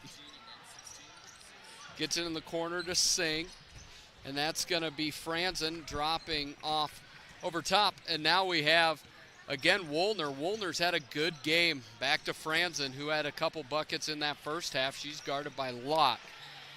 Number 2 is going to be Sibilia Katetti. Again, in just her second game of the year, it's now 5 seconds left to go on the shot clock. Ames is not looking to shoot it, and they're just going to dribble out the shot clock. And it's going to be Bobcat basketball, and they will get one opportunity. It's under 35 seconds. Bobcats will fall to 4-6, and losers of 6 out of 7, while the Ames Little Cyclones now go to 6-5 and will be 4-0 and on top of the Iowa Alliance North. Aguanaga gets it the corner to Myron. Myron shoots up a 3, thought it got tipped. No good, and there's now 12 seconds to go. Ames is going to get it across half court and then sit on it. Bobcats lose big tonight. Lots of opportunities left on the table. A lot of frustration in the red and blue. When we come back, we'll look at those stats and the highlights and some of the lowlights that have the Bobcats moving to 4-6 here on KFJB-TV. Wayward Social is the place for fun. With 20 lanes of bowling, leagues for all levels, great food and drink options, an awesome arcade, there is a ton of fun to be had at Wayward Social for date night, family fun, or the company party with plenty of space for everyone. Visit Wayward Social on Facebook for updates on specials and live music. It is all on South 6th Street in Marshalltown. Visit wayward-social.com to start planning your group outing at Wayward Social, the place for fun. Marshalltown Community School District thanks you for voting yes in the referendum to move forward with the plan to remodel and modernize Miller Middle School and the enhancement to Franklin Field. We will continue to provide updates about this exciting project as they move forward in the process. There is so much positive energy for the future. Thanks for saying yes to our students and yes for Marshalltown. To learn more, go to marshalltowncsdfuture.com. Some say life is like a road trip. Is it a coincidence Scooter's Coffee is a drive-thru? We don't think so. Whether you need a coffee while you enjoy the view, to just get you through the long stretch, or to refuel between stops, Scooter's Coffee is there, brewing up delicious coffee, espresso blenders, smoothies, iced drinks, and more, with the convenience of a drive-thru so you can stay on the road and enjoy the ride. So go ahead, scoot on around. Amazing people, amazing drinks, amazingly fast. Scooters in Marshalltown. The KFJB-TV Locker Room Report, presented by Wells Fargo Advisors of Marshalltown. And the rivalry, Highway 30 rivalry, was not a rivalry here tonight. Bobcats fall to 4-6. Ames moves to 6-5. Brandon Lewis here with the stats. All right, final stat line. Leading scores for the Bobcats. Morgan Hildebrand with 5, 4 for Millie Heitman, 4 for Georgia Jansen, and 4 for Frankie Long here tonight. Meanwhile, 9 for Carson Pankinen and 8 for Elizabeth Lemer, as she really kind of lit things on fire, especially in the fourth quarter. 12 for Natalia Deerdorf to lead the Ames Little Cyclones. We'll take a timeout. When we come back, a scoreboard update. This is Bobcat Basketball. You're watching KFJB-TV. At Sports Plus Sports Medicine and Physical Therapy Center, we customize each patient's treatment plan to their individual needs. What does that mean? It means that not every back or knee problem is treated the same, and that your program will be unique and designed especially for your needs or problem. This improves how quickly you will return to work or sports. The Sports Plus staff is encouraging and takes pride in your successful recovery. This is just one more reason why champions choose Sports Plus Physical Therapy as their favorite place to rehabilitate and train.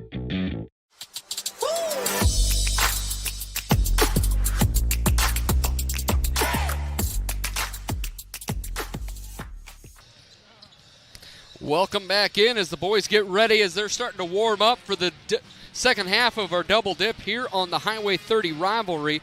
But let's take a chance to look at scores from around the state.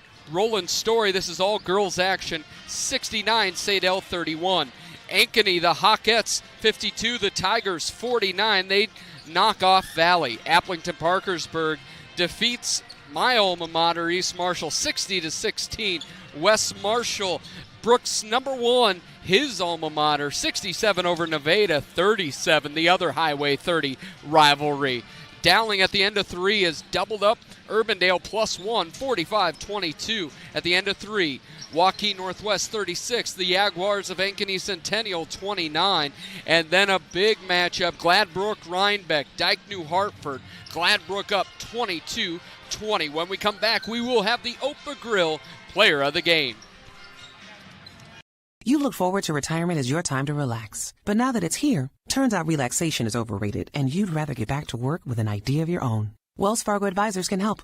For more than 125 years, we've created wealth management and investment strategies aimed at achieving our clients' personal financial goals. When retirement plans change course, turn to Wells Fargo Advisors. Together, we'll go far. Wells Fargo Advisors is located at 14 East South Ridge Road in Marshalltown. Call them at 641-752-5401. They're a member SIPC. Legends American Grill is the perfect place to watch your favorite team. Enjoy wings, nachos, steaks, and prime rib available on Friday and Saturday nights. It's game on for great food and your favorite drink to wash it down. You like burgers? Legends has fantastic, unique burger creations like this. The Legends Burger. Absolutely delicious. Gather with friends, enjoy your favorite team's games with the NFL Sunday Ticket, and make some memories. Legends American Grill in Marshalltown and our new Newton location, where the game is always on. Bobcat Athletics on KFJB-TV is sponsored by the Marshalltown School District. Embrace the lead. Scooters of Marshalltown. Amazing people, amazing drinks, amazingly fast. And State Farm. mtownproud.com.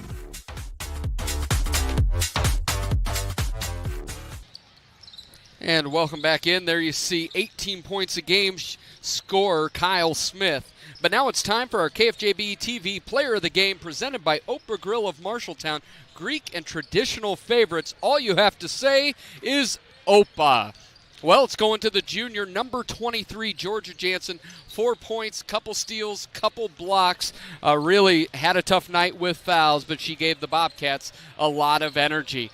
And when we come back, that is our OPA Player of the Game. And every player, so Georgia gets $25 gift certificate to Opa Grill in Marshalltown. That's so much she can take a friend. But when we come back, we will start to look to the boys basketball matchup between the Bobcats and the Ames Little Cyclones as the Highway 30 rivalry continues here on KFJB-TV. What does OPA mean? OPA means joy, enthusiasm, and approval. And when you dine at Opa Grill in Marshalltown, you'll understand why. With their made-to-order pastas, soups, and salads made daily with the freshest ingredients. Favorites include chicken parmesan pan-fried to perfection, fresh and light chicken lemon rice soup, and their signature Opa salad topped with seasoned gyro meat. Opa Grill Family Restaurant in Marshalltown, where you can dine in or drive through. All you have to say is, Opa! You planned and saved for your child to go to college, but medical school after graduation was a surprise. A happy, expensive surprise. Wells Fargo Advisors can help. For more than 125 years, we've created wealth management and investment strategies aimed at achieving our clients' personal financial goals. When opportunities surprise you, turn to Wells Fargo Advisors. Together we'll go far. Wells Fargo Advisors is located at 14 East South Ridge Road in Marshalltown. Call them at 641-752-5401. They're a member SIPC.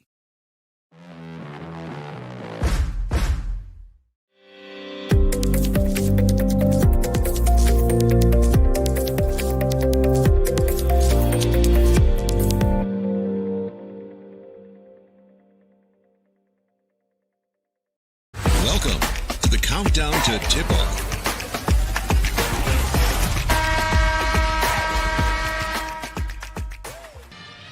Brandon Lewis, Dylan Doze alongside me tonight for our boys game as we get you ready to go here tonight between the Cats and the Little Cyclones. Marshalltown Bobcats reeling off of a loss on Tuesday night at Waterloo East. They're now 3-5, 1-2 in conference play. Meanwhile, Ames is 9-1. They're 3-0 in conference play heading into tonight's action as they come off a win Tuesday against Fort Dodge and Monday against Urbandale.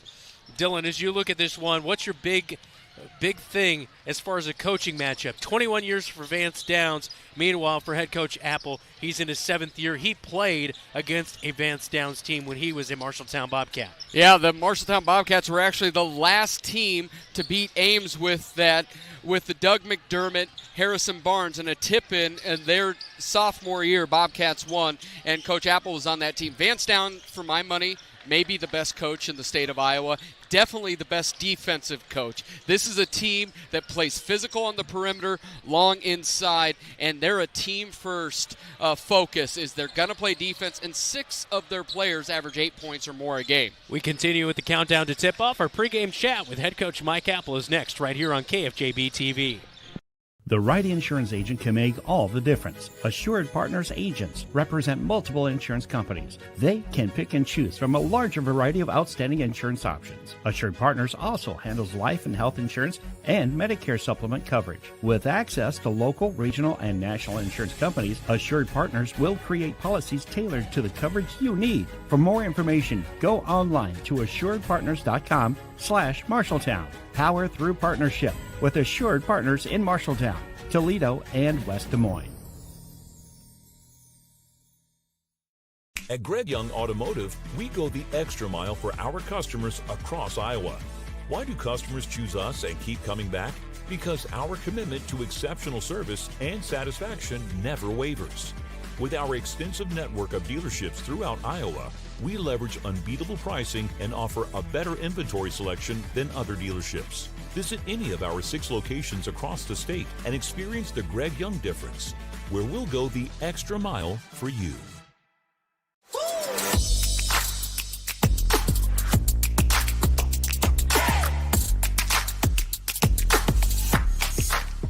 Welcome back into the countdown to tip-off. It is the Bobcats and the Little Cyclones tonight here on KFJB-TV. Now joined by head coach Mike Apple. Coach, your team looking to respond after a close loss on the road at Waterloo East on Tuesday night. Do you have to kind of say much to get your guys motivated for this one here tonight? No, you hopefully not. Hopefully they'll be ready to go and motivated with a team like Ames. That's not as much as what we're hooting and hollering and so forth. It's more so just preparing and saying a lot as far as what they're going to do and their execution and what we need to do to stop them and prepare for what we need to do.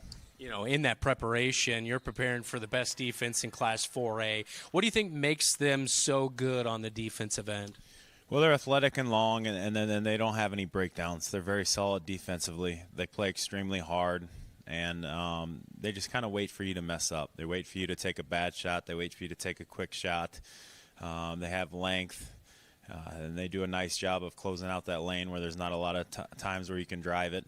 So they're just very, very sound defensively, where they're not going to have many breakdowns at all. They're going to know what we're running. So we got to be able to execute and run our offense with them knowing that, and still read and take what's there, and be able to reverse the ball with some pressure and them denying us. You know, Taman Lipsy ran that point guard for so many years against you. And then, you know, Jamison Poe, he was a freshman playing on that Lipsy team. So I'm sure he learned a few. Now he's really in that guard role. He's been playing since he's a freshman. You know, he's a leading scorer on that team. But, you know, he does so much more than that. And this is really a group of guys it's a good core. There's nobody that's going to light the world on fire potentially each and every night. But they do have the potential to do that. But what makes Poe that kind of gel guy to kind of get everybody else going? Well, like you said, he just does everything really well. You know, he defends at a high level. He's going to pick up the ball and pressure. You know, I would assume he's probably going to guard Kyle tonight and pressure him and make it hard for him to get the ball. And then he's just so fast and athletic, and he pushes that ball in transition. He attacks that rim. And he makes all of them do. They make the right play a lot of times, and when they need to be, they'll be patient until they get a good look. So they don't really ever take bad shots. I mean, that's just the reality of it. Kyle Smith was 1 of 11 from three-point land a year ago in the 2 matchups against Ames. How does he have more success from, you know, not only long range but from the field tonight? Well, he can't just force it. They're going to be on him, and they're going to do a nice job on him. So he can't take bad shots. He's got to use his quickness and run off some screens and read the defense. And if they're overplaying him, he's got to, you know, back cut to the rim and get some easy baskets that way. Get to the line when he can. But ultimately it comes down to, can he handle that pressure? Can he handle that physicality? They're going to be physical with him, as are a lot of teams. And he's got to be able to handle that and get his shot off and take good shots is basically what it comes down to.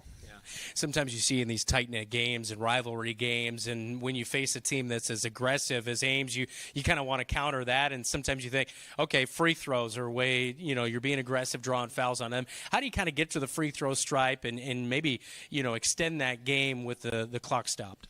Yeah, well, you know, it's when you got to, you know, reversing the ball, number one. It's not going to come off of a lot of time, especially with a team like Ames, where it's going to be we dribble down and we're attacking. It's got to be off reversals where we're getting them to rotate, and then we drive it and make a good aggressive play to the rim, whether that be, you know, we jump stop and shot fake. But it's you gotta find ways to understand how the guy's guarding you defensively and counter that and find ways to have them foul you and get to the line.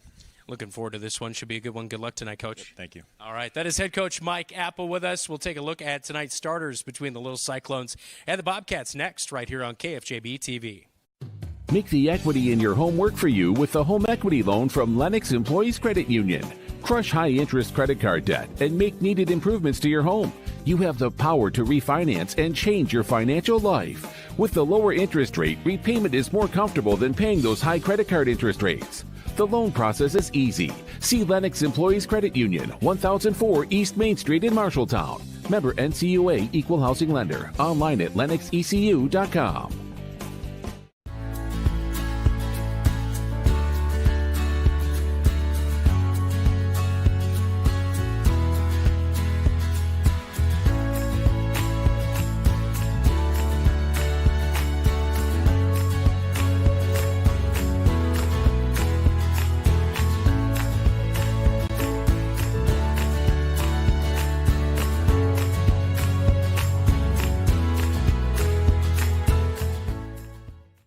Bobcat Athletics on KFJB-TV is sponsored by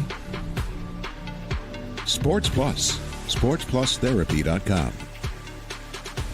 Wayward Social, the place for bowling, games, food, and more. And Wells Fargo Advisors of Marshalltown, helping you develop strategies for pursuing your financial goals.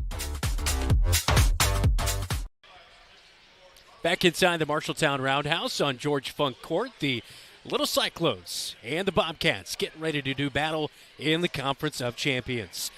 Let's get our starting lineups, all brought to you by Sandvik Enterprises in Marshalltown. Let them deliver for you while we deliver you the starting lineups. All right, first off for Vance Downs in his 21st year leading the Ames Little Cyclones. Best defense in the state of Iowa in Class 4A, averaging just 40.5 points per game. It'll be number 5, Jamison Poe, averaging 11 points per game, 3 rebounds, 2 assists, a 5'10 senior. 5'10 is very generous. He is a guard. Number 20, Isaiah Knight, averaging 9 points per game, 4 rebounds per game, a 6'3 senior guard. Number 22, Will Thomas, a 6-foot junior. He torched the Bobcats last year. He had 21 points in 2 games, including 6 total assists, as he'll get the start tonight. Number 30, Abram Voss, averaging 8 points per game, 5 rebounds per game, a 6'2 senior. And rounding out things for the Cyclones, it is Marach Dow, as he has number 3 in 4A in effective field goal percentage heading into this one. Pretty good shooter inside the paint, 6'8 junior center. Meanwhile, for the Marshalltown Bobcats, on those side of things, it'll be Jamison Niehaus. He'll get the start here as the young sophomore will go for the Bobcats. And he'll also go with that fellow sophomore, Drake Gersman, number 3, the point guard, averaging 10 points per game. Number 10, Kyle Smith, he'll get the go tonight, averaging 17 points per game, a 6'4 junior. Lamar Johnson, number 24, a 6-foot senior guard. And Jacob Hayes, number 30, a 6'2 junior guard, rounding out the starting 5. Tip-off inside the Roundhouse is next, right here on KFJB-TV. YMCC, competitive athletics, affordable tuition, on-campus living, online courses plus 2 campus locations, unique programs, career training, small classes, short-term hands-on training. Choose MCC. McGregor's Furniture and Mattress is your local furniture store in Marshalltown, and they are proud to support Marshalltown Bobcat Athletics. If you need a new recliner to relax in, or perhaps a new dining set for the whole family, shop McGregor's. They also have a good selection of luxurious sectional sofas. Score the mattress of your dreams with an assist from the McGregor's friendly and knowledgeable staff. You'll be the household MVP when you bring home the winning selection from McGregor's Furniture and Mattress downtown Marshalltown. Open 7 days a week.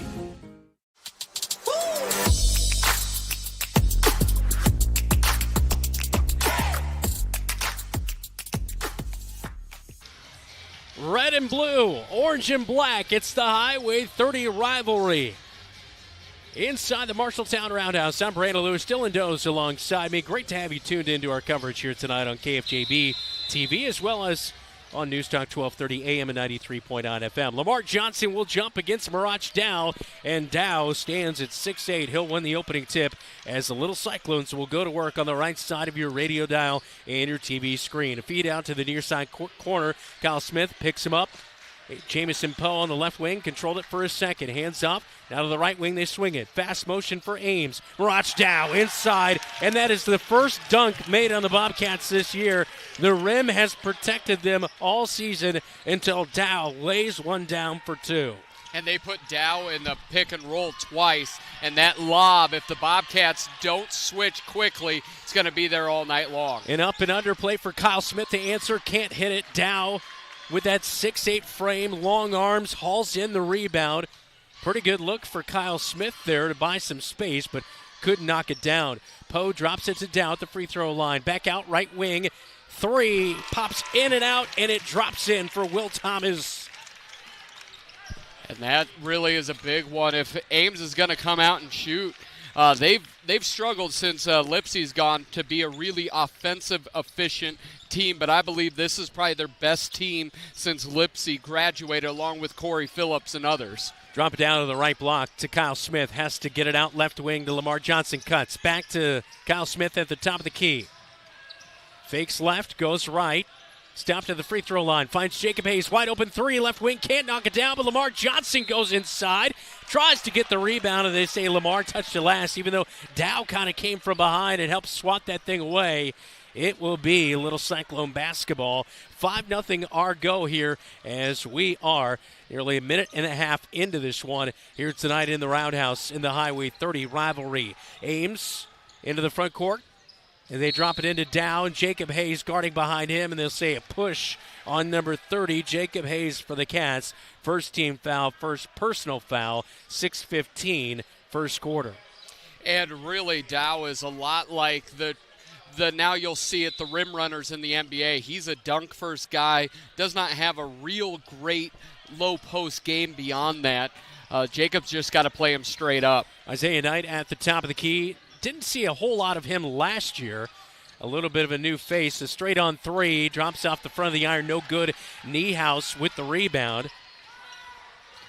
And coach thought that Poe might pick up Kyle. It's actually been Isaiah Knight. Poe's been guarding Jamison Niehaus. Niehaus controls the basketball. Left wing. Swings it. Kyle Smith, top of the key, off of the screen. Gersman now controls the point. Over to Kyle Smith, almost picked off. Three, boom, knocks that one down. That's a much-needed basket for Kyle Smith. Just 1 of 11 last year in the 2 meetings with the Ames Little Cyclones. He's got to be hot tonight. Knight knifes down the paint, and that's good for 2 off the left side. As Isaiah Knight, averaging this year 9 points per game. He only had 3 points in the second game. Did not play in the first meeting between these two teams a year ago. So definitely one of the new pieces to this, but contributing early on here tonight for the Little Cyclones. And that wide open layup was made because both defenders went to guard Dow on the possible lob. That initial dunk actually resulted in 2 buckets as the Bobcats were afraid at number 2. A give and go to Kyle Smith. It's tipped away. Ames has it. Poe jumper, free throw line, no good. Dow, though, in the middle of 3. Bobcats gets it, put back. Wow, count the bucket. It was a teardrop. And the foul's going to come in on the Bobcats. Kyle Smith, his first of the night. There was a host of Bobcats trying to get, but at 6'8", nobody really able to challenge him on the floor right now. Not at all, and they just brought in Leith off the bench. We most notably know his older brother, who was incredible 6'8" defender, could guard all 5 positions. I think he went down to Indian Hills. I'm not sure where he's at now. Manny Leith is about as long, not as strong, and not quite as good of a player as Will Swartz comes in. Yeah, Lucas was a phenomenal basketball player. He was incredible, and he just got better and better. And yeah, I always wondered why he didn't get more interest at the next level, but Indian Hills is a really good starting point at the JUCO level. Will Swartz is checked in on the dead ball after the made free throw, so it's now 10-3 as Dow put that one in. And now stepping out on the near sideline, right in front of Vance Downs and the Ames bench, is Jacob Hayes. Turnover Cats with 4:33 first quarter, as Manny Luth will pass this one in from the near side. And the official, before he gives the basketball to Luth, he has a little conversation with one of the assistant coaches. Yeah, probably chatting a little bit more than they like. A pass in the corner there as Ames just moves the ball so well. No, they do. Yeah, their ball movement is just out of this world. Knight passes wide open, top, and the 3 is no good, off the mark by Will Thomas. Bobcats get the rebound. Gersma gets the handoff at midcourt over the stripe. And you look at, that's why Ames has 6 guys that average 8 points or more a game. It's not about who gets the shot, it's about the best shot. Halfway through the first quarter, Cats down by 7. Gersma, right wing. They'll swing it around the perimeter to Kyle Smith. Left high post jumper off the right side of the iron, and it's batted out of bounds by Manny Luth, and it will be Bobcat basketball. Bobcats have had, outside of the turnover, they've had 5 really good looks at the basket. They just haven't been able to knock it down. This is a much more efficient offensive flow than what they've had in the last year or 2 against Ames. They just haven't made buckets. Bobcats inbound to Gersma at the top of the key. Double team help there for a second. Now they back off. Picks up his dribble, right high post, gets it to Will Swartz. Bobcats trying to counter with the good ball movement. Lamar Johnson, screen and roll, nothing there for Kyle Smith. And a reaching foul is going to be called Looks like it's coming in on Isaiah Knight, and it will be his first of the night, Dylan. And this is a big thing about Vance Downs coaching. You have to call that because Ames will be physical all night. They force the refs to keep blowing the whistle, and more often than not, they may call a whistle here and there, but that physical perimeter defense is a Vance Downs staple. Lipsey's taken that right with him to Iowa State as well. He is now the floor general of, and I'm a Hawkeye fan, probably the best team in college basketball. Kyle Smith, a three with a quick trigger on the left wing is no good. Rebound for Ames in transition. Luth, three, left wing, left wide open, and that is nothing but net as Manny Luth shoots it at 29% from the perimeter. And a timeout as the Bobcats work it towards midcourt. Down 10 with 3 to go. First quarter, it's all Ames inside the Roundhouse on KFJB-TV. At Sports Plus Sports Medicine and Physical Therapy Center, we customize each patient's treatment plan to their individual needs. What does that mean? It means that not every back or knee problem is treated the same, and that your program will be unique and designed especially for your needs or problem. This improves how quickly you will return to work or sports. The Sports Plus staff is encouraging and takes pride in your successful recovery. This is just one more reason why champions choose Sports Plus Physical Therapy as their favorite place to rehabilitate and train. I'm Will Swartz. You're watching Bobcat Basketball on KFJB-TV. 13-3 Ames leading Marshalltown. Our keys tonight brought to you by First Rate Real Estate, FirstRateTeam.com. And you look at the Bobcats, you got to have couch cushion offense. If you've ever been a broke college student, those couch cushions become the way you can go out one more night. You got to find money wherever you can find it. If it's putback, if it's transitions, Bobcats have to be able to score at least 50 points tonight to have a chance. For Ames, it's rinse and repeat. You have the best half-court defense in the state of Iowa as Kyle backcourt, and it's going to be fouled to get 2. And then offensively, they just move the basketball so effortlessly, you don't have to do anything special. Ames wins if they play their game. Mirage Dow picks up the foul on Kyle Smith, so as Dylan alluded to, 2 free throws coming for Kyle Smith, a 78% free throw shooter on the season, and the first one rolls out left side. One of the things I really like Kyle's approach here tonight. He's had opportunities at every level. It just hasn't gone in yet. But the approach, the mindset where he was 1 of 11 last year, he almost only shot threes against Ames. And now he's trying to score at multiple levels, being more efficient as a scorer as he makes the second. Kyle Smith splits them at the line. Be sure to hit the like button here tonight and support our coverage on KFJB-TV. Also subscribe and turn on those alerts to get the upcoming game notifications. Jameson Poe will run the point as he's over the midcourt stripe right in front of the Bobcat student section. Angles towards the top of the key. Hesitates right down the right side. Hangs up in midair, and a charge is going to be drawn by Lamar Johnson as Poe will pick up his first foul of the night. That was the first time that Dow's side worked against Ames. Lamar just hid behind him as Jameson Poe turned the corner, and Lamar popped out like peekaboo and got the charge call. Peekaboo. 13. I like that. 13-4 our score. Gersma guarded by Poe, left wing. Over to Lamar Johnson, top of the key. Looking around. Nothing really to work for Lamar Johnson. Finally finds Kyle Smith top. Niehaus cuts down to the right side, loses the basketball. Ames hits the deck, trying for it. Lamar Johnson comes away with it. Underhand dish to Will Swartz. Tries to go up, has it ripped away by Dow. Will's got to make a decision. Either go up into Dow or pass it out. You cannot wait around and keep it at your knees. If you're 6'6", you better be 6'6" with that basketball. Poe doesn't use a Dow screen. He finishes on the right side of the rack as he goes up and under. Past a Bobcat for 2, and Jameson Poe inserts himself into the scoring column for the first time tonight, and that puts Ames on top by 11. Poe's long been one of my just favorite players. He's really aggressive. He's like almost a small Lipsey in the fact that very aggressive at the perimeter. He's just about 6 inches shorter.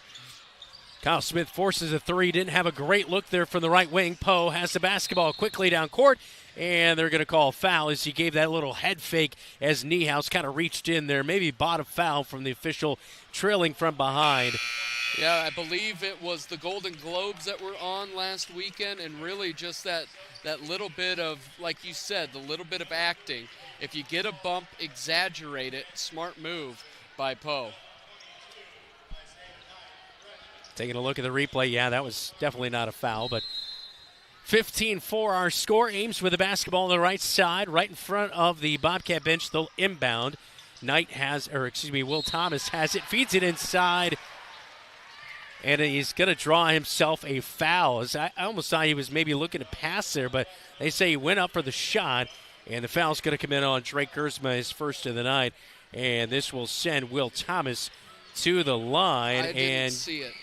Looked like Gersma got a piece of that basketball as well. He put the shoulder into Gersma. Gersma was straight up. If you watch this, shoulder in. He in no way does not create contact lower body, and that is, we talked about it ad nauseum in the girls' game, but we've gotten about a half a dozen of those calls here tonight. So Will Thomas at the line, knocks down both free throws. He has 5 on the evening. It's 17-4 now. Ames is just so efficient on both ends of the court. Gersma picks up his dribble, free throw line, finds right wing Niehaus. Fakes left, goes right, down to the right block, picks up his dribble, out for Kyle Smith. It's a throwaway. Here comes Knight. He picks up the ball, layup is good. Left side, Knight finishes, he has 4. And this is a frustrating one, is where the Bobcats have not turned it over a lot. This is where Ames, this is a 9-1 Ames team. This is a very good Ames team, and it's a deep Ames team. And I'm surprised in the latest rankings that just came out earlier this week, not ranked in the top 10. And as Lamar Johnson picks up the foul there, it's just as Michael Apple is just not real happy.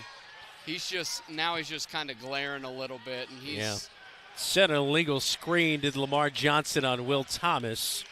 And this is one where, the CIML is what it is. There you see it, a moving pick.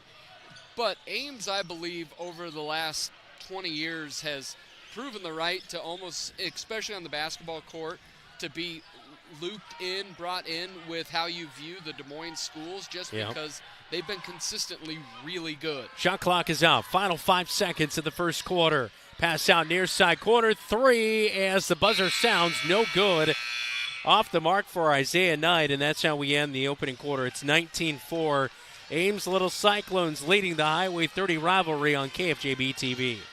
Wayward Social is the place for fun. With 20 lanes of bowling, leagues for all levels, great food and drink options, an awesome arcade, there is a ton of fun to be had at Wayward Social for date night, family fun, or the company party with plenty of space for everyone. Visit Wayward Social on Facebook for updates on specials and live music. It is all on South 6th Street in Marshalltown. Visit wayward-social.com to start planning your group outing at Wayward Social, the place for fun.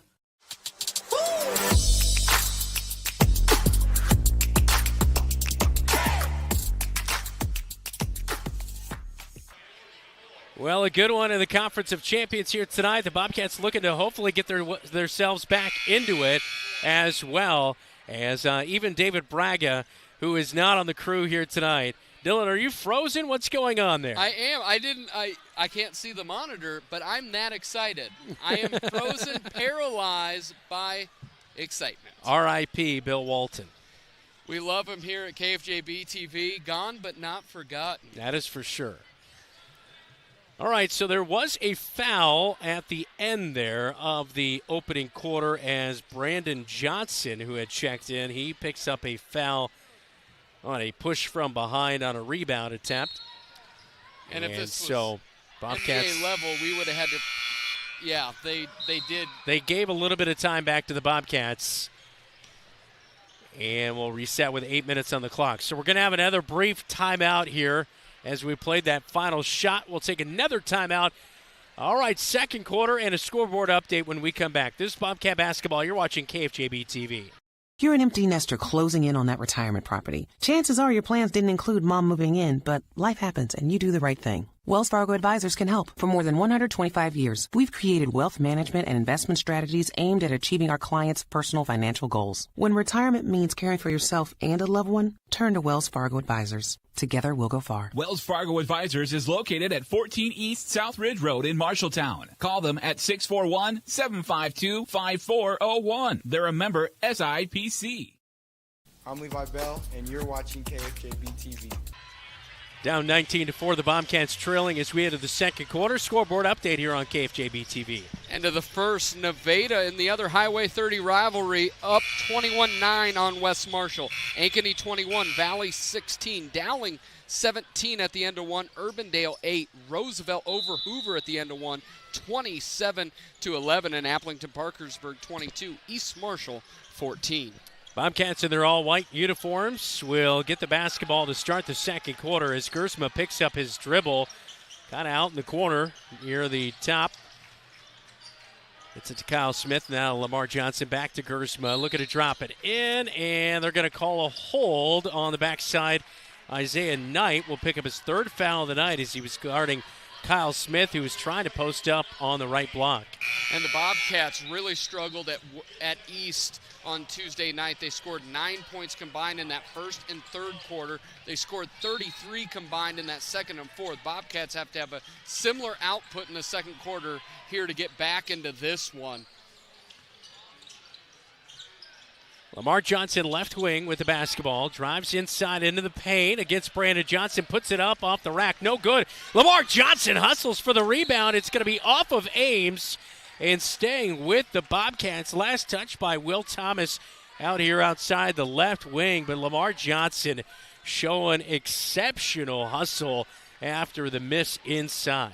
Now Poe is on Kyle Smith. Kyle's got about an 8-inch height advantage. You wonder to see him more in the post. Too hard of a pass to Lamar Johnson in the left block. He saves it from going out of bounds. Gets it to Gersma way out high. And Gersma gets a screen. Can't do anything with it. Now a backdoor cut by Kyle Smith down to left block. Turnaround jumper. Knocks it down from 12 foot out on the far side. And that's one with Kyle's able to catch the basketball. That's really the issue with Poe. He's so good before you get the ball. But if Kyle's able to catch the basketball, he's going to be able to get a clean shot. Three lane violation as it's going to be on Brandon Johnson hanging out in the paint too long. Mirage Dow is going to check back into the game. So a turnover on Ames, and it gives the Bobcats the basketball back with 6:46 second quarter, trailing 19-6. You just see the hustle of Lamar Johnson, and really the Bobcats need more of that from all five positions. Right now it's only been Kyle Smith scoring. Is the other options have to be ready to rock and roll and to be able to hit shots when the opportunity arises. Lamar Johnson posted up on the left block. Didn't find him right away. Kyle Smith with it at the top of the key. Over to Niehaus, and he's picked off, and going the other way is Will Thomas. He passes up to Poe. Layup is good. And you cannot, if you're Jamison Niehaus, you cannot keep that basketball in front of you. They're too good and too active with their hands. Get your body between the ball and the defender, right? Yeah, and really Jamison is a decent ball handler, but that's not his game. Keep the ball moving. Gersma back it down to the left wing. Now cuts down to the right side. Pass, Mirage down and scores it for two as he was kind of leaning away against the tall man at 6'8". Gersma's first bucket of the night. And now a charge is going to be called on the Ames Little Cyclones. I think that's going to be on Dow as he, set an illegal screen there at the left high post. And it's going the other way. That's Dow's second foul of the night. Bobcat basketball down 21-8. And with Johnson in for Dow, that size advantage is not as much. Luth is long. He is not strong. He is a pretty slight build, but I love what we see from Gersma. When the Bobcats defeated number 5 Ames a few years ago, it all happened because of dribble penetration by Armani Thomas. Yeah. It was right here, beat him by 10 here on the Roundhouse, and it's because Armani outplayed Lipsy. Jumper, free throw line off the mark. Brandon Johnson gets the rebound. Clear out to Jamison Poe for Ames. Hesitation, trying to get past Gersma. Can't. Shuts it down. Swings it To Thomas, left wing, cuts down. A little leaner is no good inside by Thomas, and the Bobcats get the rebound with 5 minutes to go second quarter. And you see sophomore Zane Moore is moving up in that rotation, getting more and more minutes, as Coach Apple said he would at the end of the 24 right before Christmas. Kyle Smith posting up on the right block against Jamison Poe. Help is there, takes a shot, had it tipped, and the Cyclones come away with it. As Johnson got it, and Thomas swings it right wing. Now Poe's wide open, near side corner three. That is a pure shot. He gives a little bit of an assist right there to Abram Voss, who will pick that up as he helped out Poe get his third bucket of the night. He has 6. Poe's not a great shooter, but he's an efficient shooter if you're going to leave him wide open. Now timeout as the Bobcats have Gersma get it into the front court. We'll take a timeout with them. 4:15 second quarter, 24-8, Bobcats trail. Marshalltown Community School District thanks you for voting yes in the referendum to move forward with the plan to remodel and modernize Miller Middle School and the enhancement to Franklin Field. We will continue to provide updates about this exciting project as they move forward in the process. There is so much positive energy for the future. Thanks for saying yes to our students and yes for Marshalltown. To learn more, go to marshalltowncsdfuture.com. Bobcat Athletics on KFJB-TV is sponsored by Marshalltown Area Chamber. Meet in Marshalltown.com. Marshalltown Community College, a step in the right direction. And McGregor's Furniture and Mattress, quality furniture for every room in your home.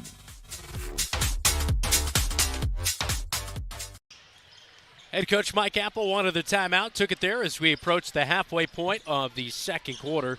24-8, Bobcats trailing on the offensive side of things. Drake Gersma has the basketball on the left wing. Bobcats have actually gotten a lot of clean looks. Shot clock winding down. Gersma takes an NBA three. It's off the right side. Clear out to Poe. He pushes it quickly up court. Crossover. Jump steps at the free throw lane. Has to back it out. Now to Brandon Johnson. Right block guarded by Hayes. And they'll reverse it. Luth, left wing, three. The teardrop, another one, his second of the night. He has 6, and it's 27-8, Ames. He has the most three-pointers made for Ames, and he's the streaky one, only shooting it at 30%, but when he gets rolling, that's the one area where he is better than his brother was. His brother was not a very good shooter. He probably had more blocks in a night than some nights he had points. I mean, oh, my goodness. Luth was 4 the or 5 guy. blocks in a game. How many times did we see him block three-pointers when the catch was he was down in the lane and was able to make up that much space? Bobcats need a bucket in the worst way. Down by 19, Gersma drives to the free throw line, has his pocket picked. Here goes Poe the other way as he picks it up. Layup as he blows by everybody. It's no good. Hangs off the right side of the iron and out of bounds. Last touch by Ames. Back to the Bobcats with 2:55 second quarter, 27-8 is our count right now on George Funk Court in Marshalltown. Vance Downs, his team leading by 19, but he's kind of wiping his brow right now, Dylan, and not loving some of the execution early on, but boy, the execution still has yourself a 19-point lead. Yeah, the second quarter's been a little bit sloppy for him. Oh, my goodness, Brandon Johnson. Hello, welcome to the game. Yeah, he does not have the height, but there's plenty of spring in those legs. Yeah, he's got the look going tonight, too. Yeah, if I could roll with those braids, I would do it in a heartbeat. There you see him, just a quick, and that was a bump set spike. Look at Jen O'Neill maybe seeing if he wants to play some volleyball for the Bobcats next year. Gersma got the inbound pass. Looking around, left wing, he finds Jacob Hayes. Poe guarding on him. Finds Kyle Smith off of a screen at the top of the key. Voss all over him. Gives it to Lamar Johnson inside against Brandon Johnson. Oh, trying for the man bucket. And Johnson's going to pick up the foul. It says Lamar Johnson to the line for 2 free throws. So far this year, 67% at the line for Lamar Johnson. He started the season hot at the line, but over the past couple of games, he's kind of cooled off in that aspect. We'll see if he can knock these two down. And first one pops in and out. And Lamar's got an interesting matchup. I actually think he may have one of the more interesting advantages because Lamar, as quickness goes, he's a guard. But because he plays in the post, he's being guarded by much larger individuals. So if Lamar continues quick to the bucket, if he can finish from the line and close, he'll get some buckets here, but he misses both there. Yeah, Niehaus almost had the rebound, but had it tipped out of his fingers. And Poe swings it to the near side quarter, sets a screen. Now they'll give it to the big man and Brandon Johnson. Right high post, feeds back out. Underhand pass to Poe, almost travels. Gets it to Luth, third three of the night. Wow, Luth is just on fire here tonight. He has 9, and it's 30-8 now, Ames. Maybe we will get out there because every single time he's made it, he's about 2 steps behind, and the Bobcats are late to close out. Well, the problem is, who's going to get out there and be tall enough to get when he rises up, too? So what you have to do on that is you've got to get inside him because right now he's able to lift off the ground and shoot with no hesitation. So the way as a smaller defender, it's about proximity to the shooter. Not that you're going to challenge up top, but you're really crowding them, and that's what the Bobcats have to do. Voss fouls Kyle Smith as he drove to the right block. Baseline right side, Jacob Hayes will inbound to Niehaus. Kyle Smith guarded by Voss, and Voss gets handsy again and another foul. And this referee crew has been willing to call the whistle once you put the ball on the deck. If they keep their hands on you, keep pushing, bodying you up, they will call the whistle. 5th team foul on Ames. Marshalltown does not have a foul in this second quarter. We're down to 91 seconds before halftime. So that's 2 automatic free throws now for Kyle Smith. And the first one is good for Kyle Smith. He is 2 of 3 at the stripe so far tonight. And you look at that foul discrepancy, a lot of people will say, we'll call it both ways. Well, that's really indicative of the way they play defense. Ames is so physical, and the Bobcats have not been able to catch up to Ames moving the ball on the offensive end, so they haven't even been close enough to foul. 8 points now for Kyle Smith as he knocks down the free throw.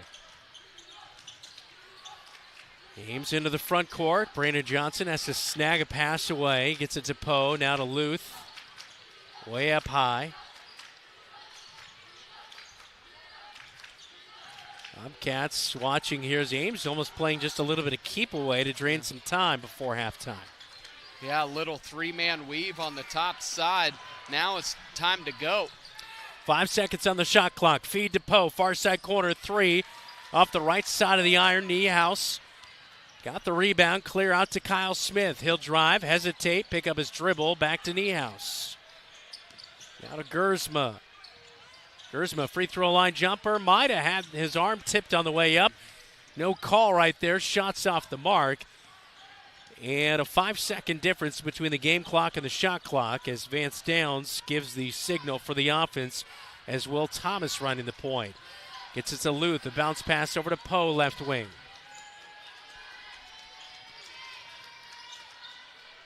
Yeah, this is just an interesting first half. Bobcats have had opportunities and not just been efficient on the offensive end. Ames doing enough on the offensive end. Thomas drives in with 4 seconds on the shot clock. Shot clock is going to end as Brandon Johnson turned around, got the rebound. Will Thomas put it off the side of the backboard, so it was not a shot attempt. And the shot clock did not reset, so shot clock violation with 4.5 seconds to go here. Kyle Smith gets a bad inbounds pass to him. He'll go up court. 3, takes it, banks it in. 11 for Kyle. Yeah, Kyle Smith with 11 in the first half.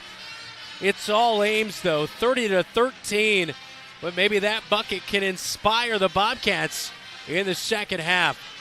We'll head to our halftime reports coming up. This is Bobcat Basketball. You're watching KFJB-TV. Some say life is like a road trip.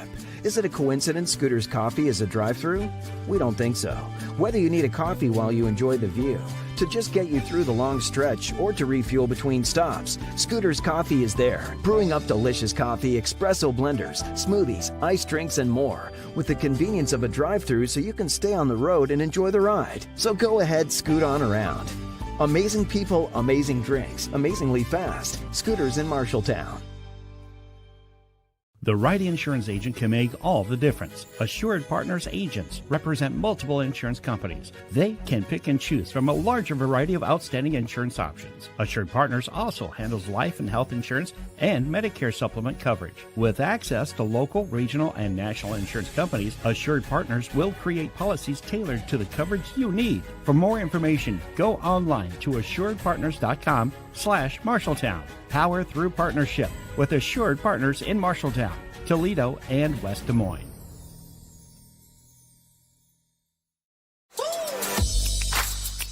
The Halftime Report, presented by Scouting America. Adventure on. Welcome back inside the Marshalltown Roundhouse. Brandon Lewis with you. Let's take a look at our halftime stats. Leading scorer for the Marshalltown Bobcats, Kyle Smith, made this three right before halftime, and so a much-needed bucket for the Bobcats heading to the break. He's the leading scorer. The only other bucket of the night, Drake Gersma with a nice drive inside. He has two at halftime. Manny Luth went crazy from beyond distance, knocked down three. He has 9 at halftime. Jamison Poe with 6. Isaiah Knight with 4. 5 for Will Thomas, and Marach Dow also with 5 for the Ames Little Cyclones at halftime. Coming up, Dylan Doza standing by with Brian Murphy, head coach for the girls basketball team. We'll recap that matchup when we come back. This is Bobcat Basketball. You're watching KFJB-TV. My son absolutely adores scouting. Scouting hides values through fun. My son's most favorite experience was going to South Korea as part of the World Scout Jamboree. He met people from all over the world. He gets access to so many different programs that he wouldn't have available to him otherwise, and the hands-on leadership is invaluable. Andrew's building confidence because of scouting, and that's going to help him as he approaches interviews or jobs or even friendships later in life. I would recommend putting your kids in scouting. It's a great way for them to learn skills while having fun. Legends American Grill is the perfect place to watch your favorite team. Enjoy wings, nachos, steaks, and prime rib available on Friday and Saturday nights. It's game on for great food and your favorite drink to wash it down. You like burgers? Legends has fantastic, unique burger creations like this. The Legends Burger. Absolutely delicious. Gather with friends, enjoy your favorite team's games with the NFL Sunday Ticket, and make some memories. Legends American Grill in Marshalltown and our new Newton location, where the game is always on. The Halftime Report, presented by Scouting America. Adventure on. Back inside the Marshalltown Roundhouse, Bobcats trailing 30-13 in the boys' game here tonight. Earlier tonight, girls fell 59-19, the final there. As we'll have our chat with head coach Brian Murphy as Dylan is standing by. All presented by Laurel Diesel Services, your locally owned qualified diesel mechanics. Dylan? Thank you, Brandon. And here with Coach Brian Murphy, Bobcats fall tonight, go to 4-6. It was a really interesting game, up and down. Bobcats, of course, knew you were going to face the press. How do you think your team did in approaching that press here tonight? You know, overall, we felt pretty good about the way we handled the press. You know, it was as been the case, and we broke the press, and it was our secondary action that got us into trouble.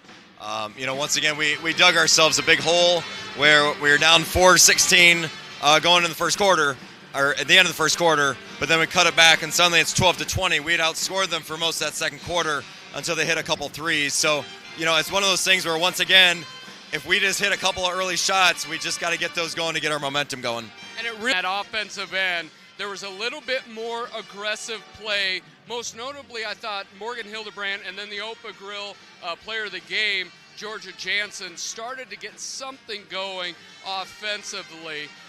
When you're looking at that, what are you coaching up from that offensive side, that second action? How are you approaching the team in that? Yeah, I mean, the number one thing for us is if the defense is pressuring you, you've got to pressure them, because as soon as they're closing out hard, if you return the favor, they're off balance. And, you know, it was one of the frustrating things off night where we felt like we had them off balance, but couldn't get the calls the way we wanted to.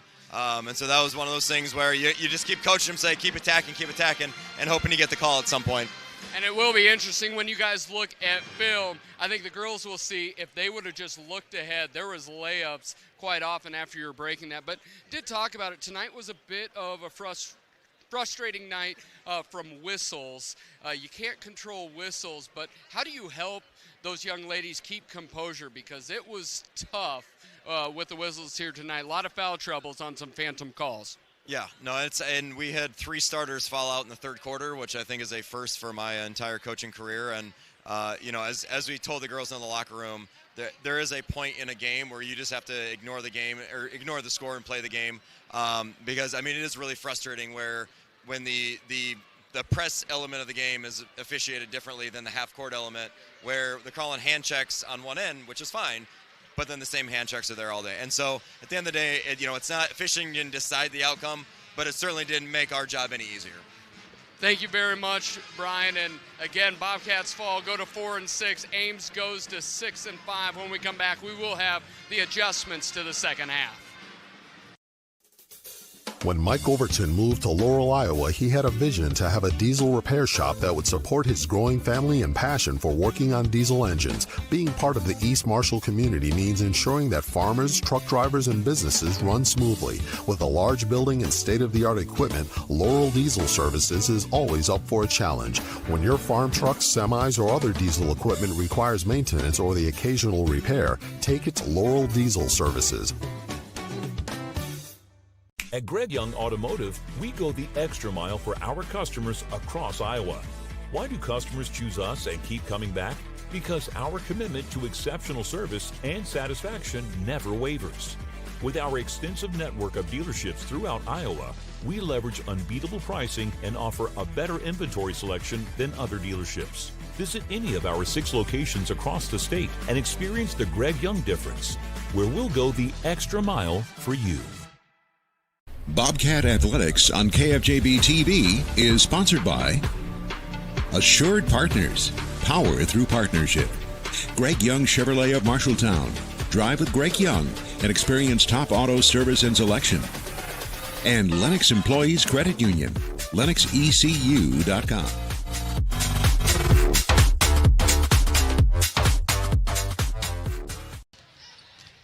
At halftime inside the Roundhouse, Bobcats trailing 30-13. Time for a scoreboard update. Dylan, what do we got out there? These are all at halftime. Dowling 34, Urbandale 20, Waukee Northwest 39, Centennial 19, and then actually this one's at the end of the first, North over East 23-15, Ankeny 27, Valley 21, and then Ames had the first dunk against the Bobcats this year. The first time I was ever dunked on, almost dunked over, was again against Applington Parkersburg. Wow. They now lead the Mustangs of East Marshall 42-32. Quick facts right there about you. There we go. Anything else you'd like to sell yourself out? Oh, no. I just want, when I say jump over, like literally, I did not have contact because he split his legs over my head and dunked it in. Very similar to Dow, but just think if I would have been about 5'7" in between and down on the floor. That was what it was. We would have put you on a poster, Dylan. I was set up to take the charge, and I was ready to brace impact, and all of a sudden he was over me and beyond me. Second half between the Little Cyclones and the Bobcats is next, right here on KFJB-TV. Auto loans at Lennox Employees Credit Union are not just for cars. If you are looking to purchase a new or used motorcycle, boat, snowmobile, or other recreational vehicle, look no further. Lennox Employees Credit Union has low loan rates, and the loan process is so easy. Visit LennoxECU.com for rates and membership eligibility information, or go to 1004 East Main Street in Marshalltown to visit with one of our loan officers. Lennox Employees Credit Union, member NCUA.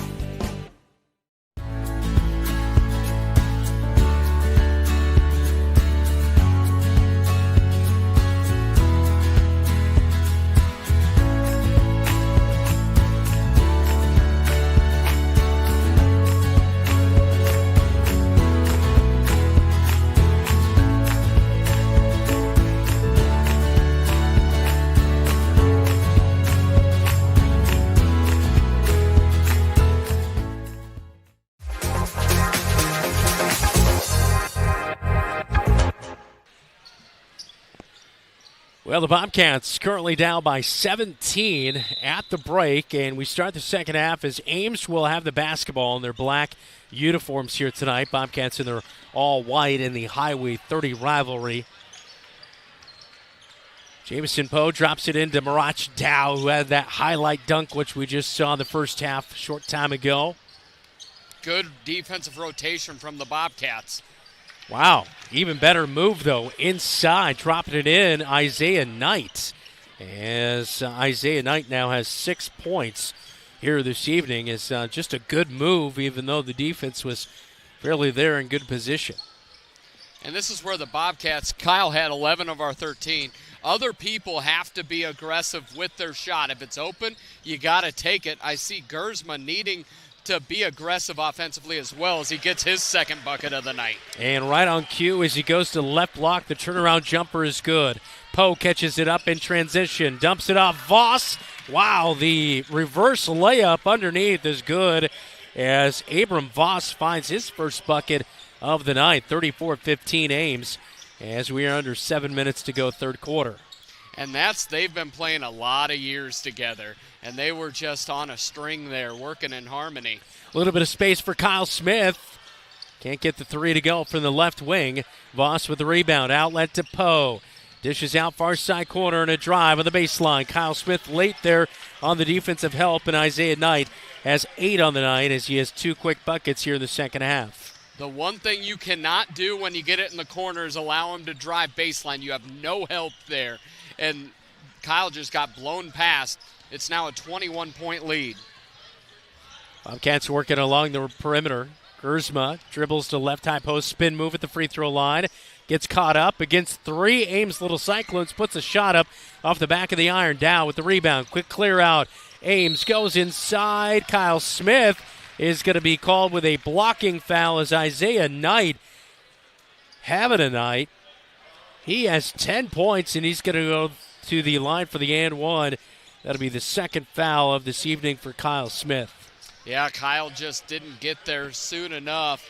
And right now, Ames, I don't know what Coach Downs said, as they do miss the free throw there, but they have been lickety-split on the offensive end. Great ball movement, great cutting action. Yeah, Vance Downs in his 21st year coaching Ames. Visibly just not happy with his team's performance there in the first half, even though they had a nice lead. Gersma down to the right block. Dishes to Kyle Smith. Tries to drive baseline. Cut off. Step away. Jumper's no good. Lamar Johnson tried to swipe for the rebound. Couldn't come away with it. Dow has it. Hands it off. Will Thomas pushed it across the midcourt stripe. Down to left block. Dow swung it out to the far side corner. Now Ames loses it. That'll be a backcourt violation. Gersma hustles for it. He'll go against Poe, looking around. And nothing doing. They had to shut it down right there. Wow, Marshalltown with a big block. And a clear out. And they'll run the court quickly. And Knight has another bucket. He has 12. And that is tough. Bobcats, one of the things we've seen Kyle Smith do on a couple occasions, they are coming for him as there's a hand check there. But he's getting almost triple teamed. If he would, instead of do the fall-away jumper, if you skip that, there are wide open shooters on that backside. And I'm anticipating that coaching staff has to be telling him, hey, if you cross-court past that, there are wide open opportunities. 10-2 run for Ames out of halftime. And again, Marshalltown has been horrid in first and third quarters this year, and it's really taken them out of ball games. Down to the right block.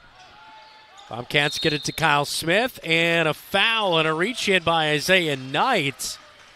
And Knight will pick up his 4th foul, and that will get off the bench, hustling to come in, Garang Dang.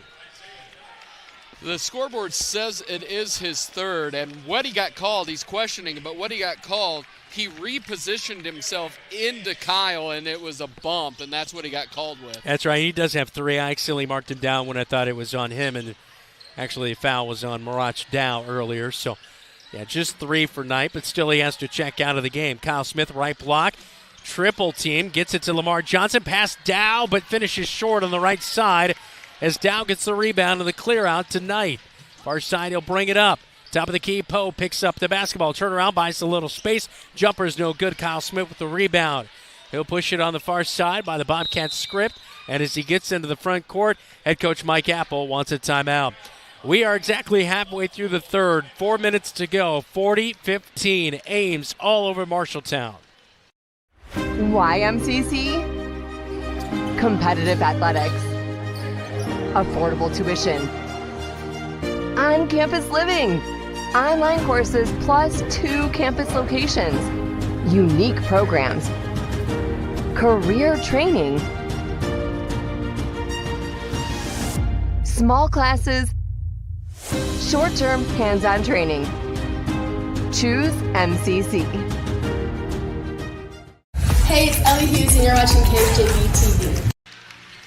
Isaiah Knight having quite a night. He has 3 fouls on the bench currently, but I didn't see a whole lot of him a year ago for this Ames squad. We saw Jack Winter, though. You were saying this is kind of his role, and he's really feeling it here tonight. He has 8 points alone in the third quarter. Yeah, similar players, long arm, left-handed, and do a good job of continually just putting the pressure there. But one of the things that we have to recognize is Knight is not going to shoot it. So if we are closing out and we saw him blow past defenders a couple different times, you have to play him for the drive. Make him knock down 1 or 2 before you're pressuring out on the perimeter there. Head coach Mike Apple drawing up a play as you took the timeout. Bobcats know they need a big bucket here. Down big. Inside the Marshalltown Roundhouse. It's been a good crowd to this point, but you definitely don't want to lose that by falling even further behind. Kyle Smith, free throw line jumper out of the timeout. Good. Knocks it down straight on. Just the second bucket of the second half for the Bobcats. Kyle Smith has 13, and they get his turnover inside as Jamison Niehaus gets his first bucket of the night. And with that, it makes it 40-19, and Vance Downs wants a timeout. We'll take one with him. This is the Highway 30 rivalry right here on your home for the Cats. News Talk 1230 AM, 93.9 FM, and KFJB-TV. McGregor's Furniture and Mattress is your local furniture store in Marshalltown, and they are proud to support Marshalltown Bobcat Athletics. If you need a new recliner to relax in, or perhaps a new dining set for the whole family, shop McGregor's. They also have a good selection of luxurious sectional sofas. Score the mattress of your dreams with an assist from the McGregor's friendly and knowledgeable staff. You'll be the household MVP when you bring home the winning selection from McGregor's Furniture and Mattress downtown Marshalltown. Open 7 days a week. Hey Bobcat Nation, this is Adam Boone. You're watching Bobcat Basketball on KFJB-TV. Well, there you take a look. In his 21st year, Vance Downs, for someone who wins so much, he's not always that happy. Well, and that just shows of the expectation as Lamar Johnson is he does not coach, hey, we're here to win. He's coaching a culture and expectation. The standard is the standard. And it's why every single Ames team, no matter who's on it, plays the same exact way. And there's different levels of talent and skill depending on the year, but the way they play does not change. And the expectation, I don't think, changes. Well, at the line, Garang Dang, he drew the foul from Lamar Johnson. First free throw and second free throw are no good. So we'll hold our score at 40-19. And now Gersma with a drive to the left high post. Bumped by, I believe, Dang, who's going to pick up. No, they're going to rule the foul on. I thought. They say 23? Okay, it is going to be on Dang. And I love what Gersma did there. The sophomore got in on Jacob Hayes and said, get ready to shoot the basketball. And a travel inside, and so a turnover on the Bobcats. We haven't seen a whole lot of turnovers here tonight. It's just been a really good Ames team here tonight. Really kind of the main difference, although some shots have just not been falling for the Bobcats. No, and I think even one of the bigger things is Jacob Hayes is playing like he's a window model. He's not participating in offense. He has one shot, and he's not at all aggressive. Only Gersma and Smith have scored. Voss feeds out to the near wing to Dang, and the pass is off the mark and out of bounds. A turnover on Ames. And Zane Moore checks in, and he'll be the inbound man right in front of the cheerleaders for Ames. Drake Gersma will run the point. Under 3 minutes, third quarter. It's kind of the no man's land of getting out of hand. Yeah, if this is one, if the Bobcats can cut it down 10-12 here. Jacob Hayes passes up a shot attempt as you looked at maybe a clean look. Passes to Zane Moore, but Zane Moore takes a step and travels. Turnover, Bobcats. There is a lot of passivity, and you need people to step up. Kyle Smith cannot score 55 tonight. Jamison Poe gets the inbound pass. A little more pressure in the backcourt here. Gersma almost tips away a pass intended for Voss. They break it wide open for the three. It's off the back of the iron, though, for Manny Luth, who knocked down 3 in the first half. Bobcats come away with it. Kyle Smith up to the right wing. Screen set up, a roll. Lamar Johnson was wide open. Didn't get the pass. Now Kyle Smith drives inside from 9 foot out from straight on. Knocks it down. His second jumper of the second half made. 40-21. And a reach-in foul is going to be issued from behind as a pass went up to Jamison Poe. And we'll see who it comes in on. It's on Kyle Smith, his third.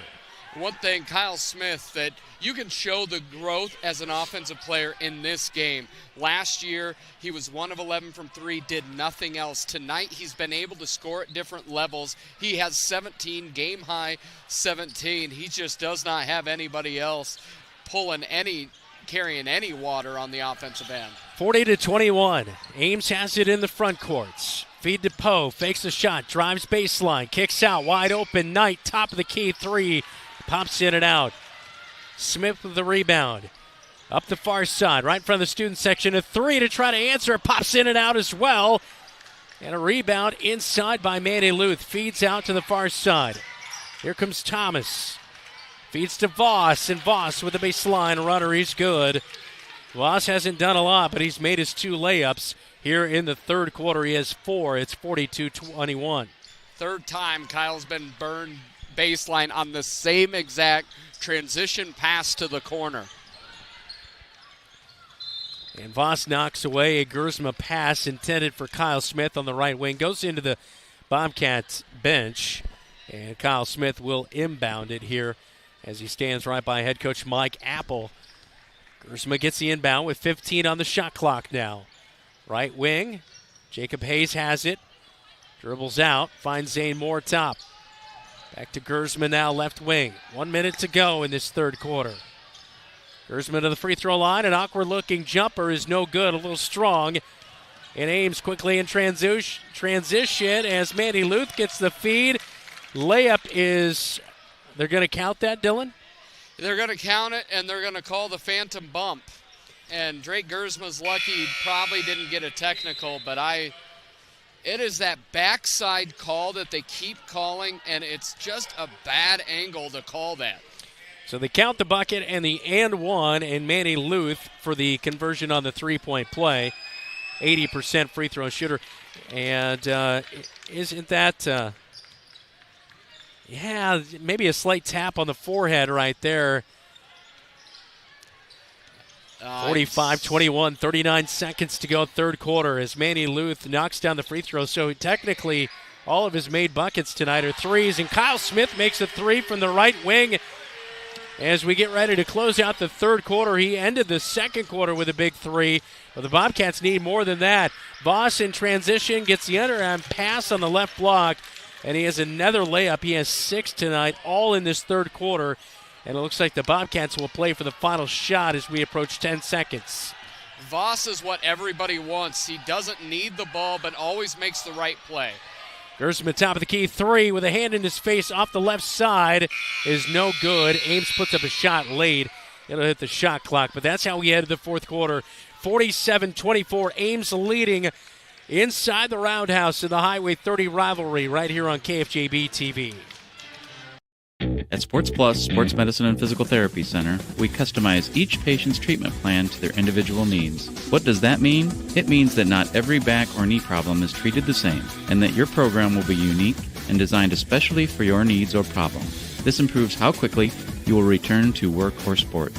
The Sports Plus staff is encouraging and takes pride in your successful recovery. This is just one more reason why champions choose Sports Plus Physical Therapy as their favorite place to rehabilitate and train.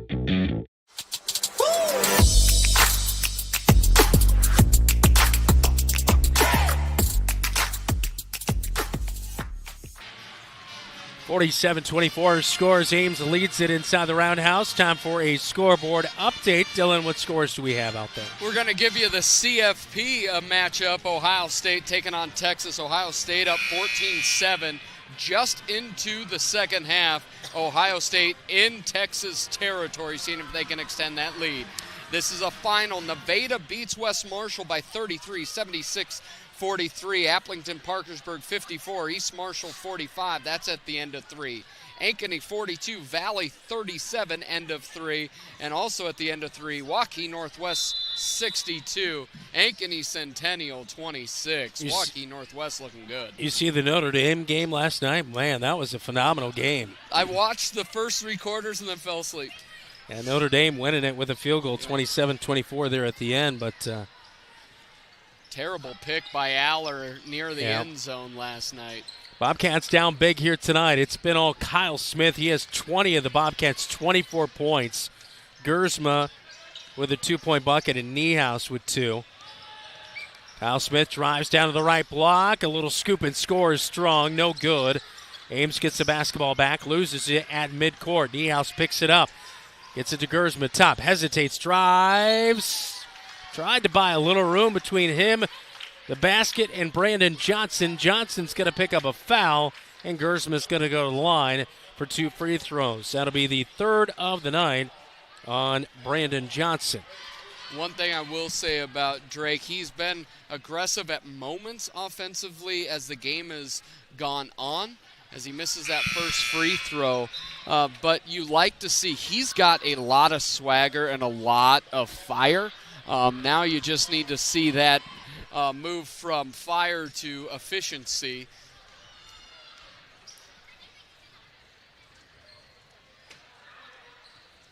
Gersma's second free throw's up, and this one is good.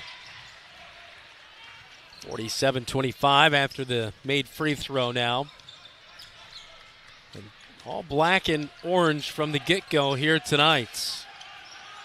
A trap way up high, but before anything is done with it, as Jamison Poe had the basketball, Vance Downs calls a timeout. 7-10, fourth quarter, it's Ames 47, Marshalltown 25. This is News Talk 1230 AM, 93.9 FM, and KFJB-TV.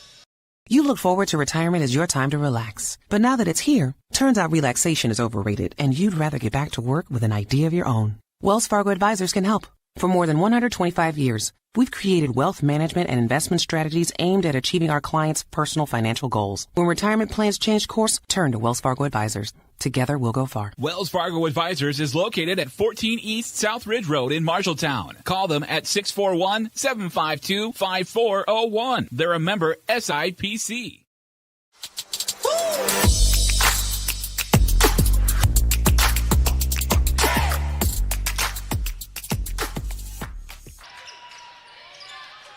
Timeout taken by Ames. Out of it, they feed it to Brandon Johnson on the right block. He finishes for his first bucket of the night here in the fourth quarter. It is Ames 49-25.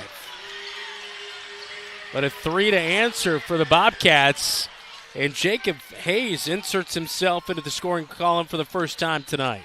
And that's what you were looking for. He took a open three in that first quarter. But beyond that, just non-existence. He needs to consistently be aggressive. Bobcats get beat, though. Good transitional movement with the basketball by Ames. Luth had a wide-open 3. It was no good. Brandon Johnson, the rebound putback is good.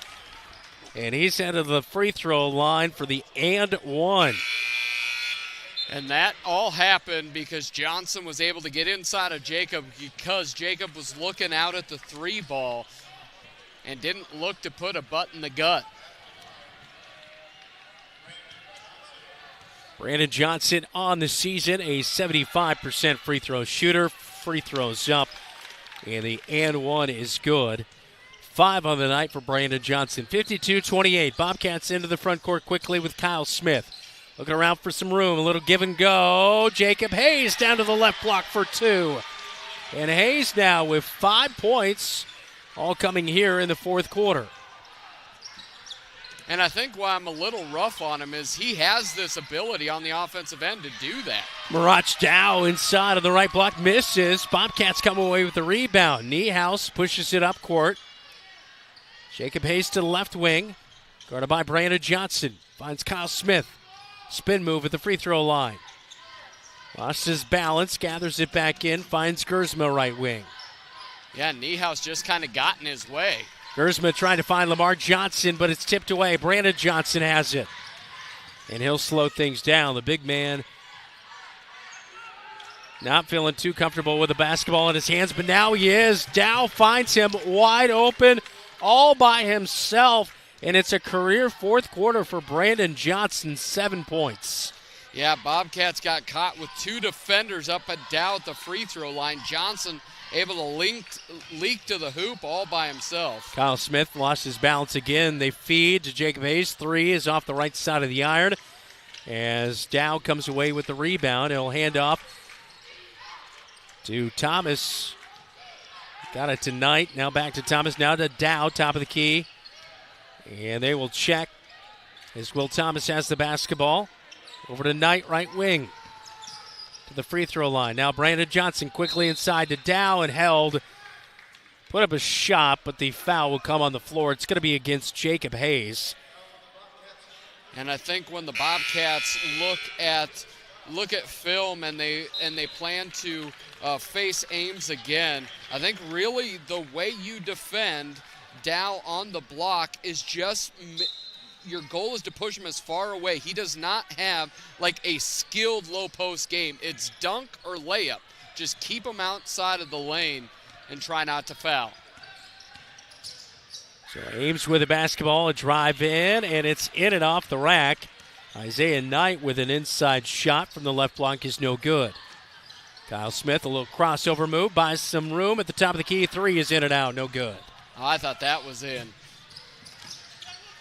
Ames just moving so quickly in transition. Knight got down to the left block in the nick of time. And this is the Ames thing. They move the ball very quickly. Very rarely are they out of control, though. That's true.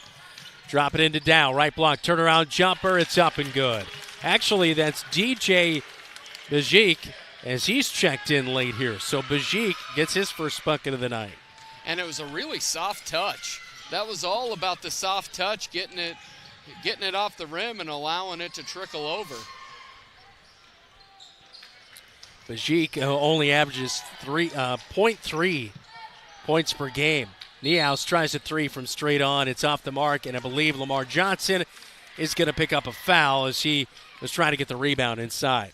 And that was all Balik there is because Jamison Niehaus took a much different angle on that shot just to get it over the extended arm as we're looking at everyone gets to play right now. Bobcats waving the white flag. Bobcats down by 26 in this one with 3:35 to go in the basketball game. And a whole host of new substitutes into the game, including Zane Moore, Dom Kluwer, Arian Hancock, who was on Bobcat Live with us last night, Will Swartz, and Adam Boone. Arian's one that you wish you could have had in the program for 3 or 4 years. Has some skill, but just has not played enough organized basketball.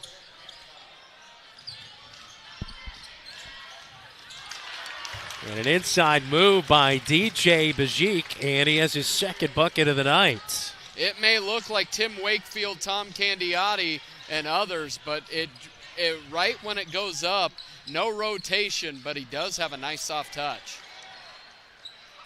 Yeah, you mentioned about Arian Hancock. That's what he mentioned is like coming and playing at this level, it's just been the difference of the competition. Yep. You know, and I think that's why you see when sophomores and freshmen play, there is that difference as we see a drive by Zane Moore to the left block, can't finish, Comes off the left side of the iron. Bajik feeling it. 3 pops in and out from straight on. It's no good. Down to 2.5 minutes to go fourth quarter.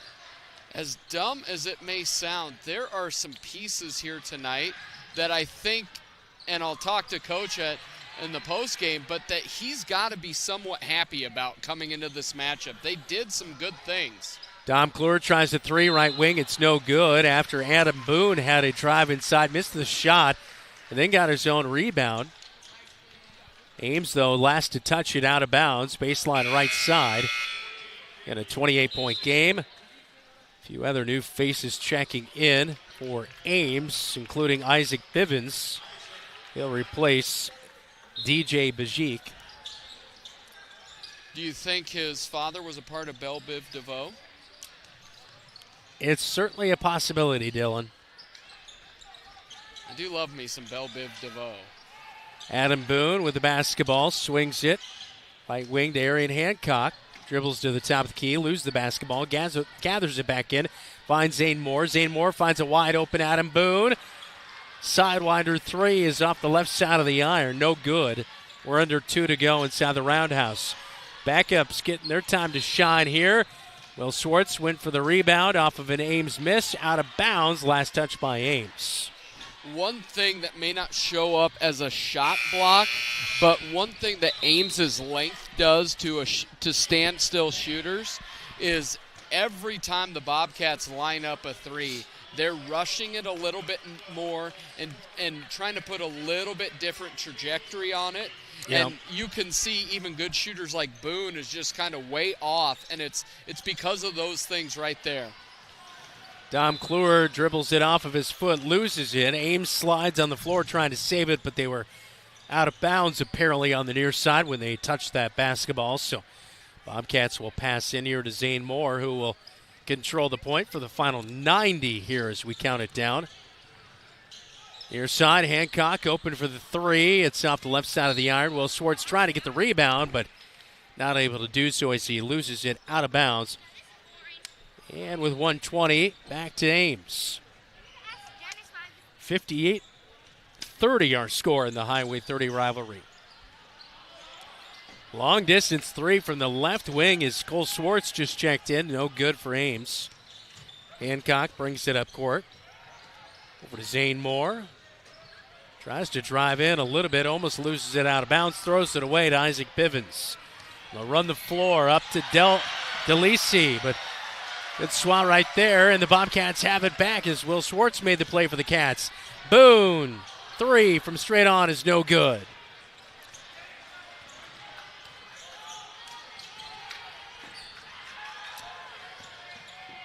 You know who I miss, and I know you will in these moments, is Galil Let It Soar Jor. That is for sure. Bucket inside for Ames is good. It's now a 30-point game. Most confidence I've ever seen out of anyone. Yeah, he is. More than Armani Thomas. And, exactly. Adam Boone drives the free throw line, takes a runner. It's no good. Ames might settle it down and call it a game here tonight. And they will. Final seconds tick off, and 60-30 will be our final score tonight inside the roundhouse. Just not enough production around Kyle Smith here tonight to get it done against an Ames team who's now 10-1, and they just have a solid core of guys that can contribute all around to get the job done. The key was rinse and repeat. Ames did what Ames always does. They smother you on defense, and they're efficient on offense. They spread the wealth around. Everybody did what they needed to do. You look at Knight, you look at Voss, you look at those guys that just do the right thing and were able to finish at the rim each and every night. Bobcats on the flip side, you said it well. Kyle was up to the challenge. Offensively, no one else was. Vance Downs giving a lot of credit there to Kyle Smith on his performance here tonight as we head to the locker room report. 60-30 again, our final score here tonight. This is Bobcat Basketball. You're watching KFJB-TV. Wayward Social is the place for fun. With 20 lanes of bowling, leagues for all levels, great food and drink options, an awesome arcade, there is a ton of fun to be had at Wayward Social for date night, family fun, or the company party with plenty of space for everyone. Visit Wayward Social on Facebook for updates on specials and live music. It is all on South 6th Street in Marshalltown. Visit wayward-social.com to start planning your group outing at Wayward Social, the place for fun. Marshalltown Community School District thanks you for voting yes in the referendum to move forward with the plan to remodel and modernize Miller Middle School and the enhancement to Franklin Field. We will continue to provide updates about this exciting project as they move forward in the process. There is so much positive energy for the future. Thanks for saying yes to our students and yes for Marshalltown. To learn more, go to marshalltowncsdfuture.com. Some say life is like a road trip. Is it a coincidence Scooter's Coffee is a drive-thru? We don't think so. Whether you need a coffee while you enjoy the view, to just get you through the long stretch, or to refuel between stops, Scooter's Coffee is there, brewing up delicious coffee, espresso blenders, smoothies, iced drinks, and more, with the convenience of a drive-thru so you can stay on the road and enjoy the ride. So go ahead, scoot on around. Amazing people, amazing drinks, amazingly fast. Scooters in Marshalltown. The KFJB-TV Locker Room Report, presented by Wells Fargo Advisors of Marshalltown. Welcome back into the Roundhouse. We see our very own David Braga. Yeah, matchup of the Conference of Champions here tonight. Unfortunately goes to the Ames, the little Cyclones, 60-30, the final score here tonight. All right, let's go over our final stat line. Kyle Smith leads the Bobcats in scoring tonight with 18 points. Jacob Hayes with 5, Drake Gersma with 5, and 2 for Jamison Niehaus. Meanwhile, quite the production for Ames. Manny Luth with 12 coming off the bench. Jameson Poe with 6, Isaiah Knight with 12, 5 for Will Thomas. Abram Voss had 6. All of those came in the third quarter. 5 for Marach Dow. He scored all of his in the first quarter. 7 for Brandon Johnson. He scored all of his in the fourth quarter. And Garang Dang, he had 4. All of those also came in the fourth quarter here tonight. It's not just one guy they can lean on. There's multiple guys that can get the job done at any point in time. Ames moves to 10-1. They're now 4-0 in the Iowa Alliance Conference North. Bobcats dropped to 3-6. They're now 1-3 in conference play. We'll take a timeout. We'll name our Bobcat player of the game when we come back. It's Bobcat basketball. You're watching KFJB-TV. You look forward to retirement as your time to relax. But now that it's here, turns out relaxation is overrated and you'd rather get back to work with an idea of your own. Wells Fargo Advisors can help. For more than 125 years, we've created wealth management and investment strategies aimed at achieving our clients' personal financial goals. When retirement plans change course, turn to Wells Fargo Advisors. Together, we'll go far. Wells Fargo Advisors is located at 14 East South Ridge Road in Marshalltown. Call them at 641-752-5401. They're a member SIPC. Legends American Grill is the perfect place to watch your favorite team. Enjoy wings, nachos, steaks, and prime rib available on Friday and Saturday nights. It's game on for great food and your favorite drink to wash it down. You like burgers? Legends has fantastic, unique burger creations like this. The Legends Burger. Absolutely delicious. Gather with friends, enjoy your favorite team's games with the NFL Sunday Ticket, and make some memories. Legends American Grill in Marshalltown and our new Newton location, where the game is always on. Bobcat Athletics on KFJB-TV is sponsored by the Marshalltown School District. Embrace the lead. Scooters of Marshalltown. Amazing people, amazing drinks, amazingly fast. And State Farm. mtownproud.com.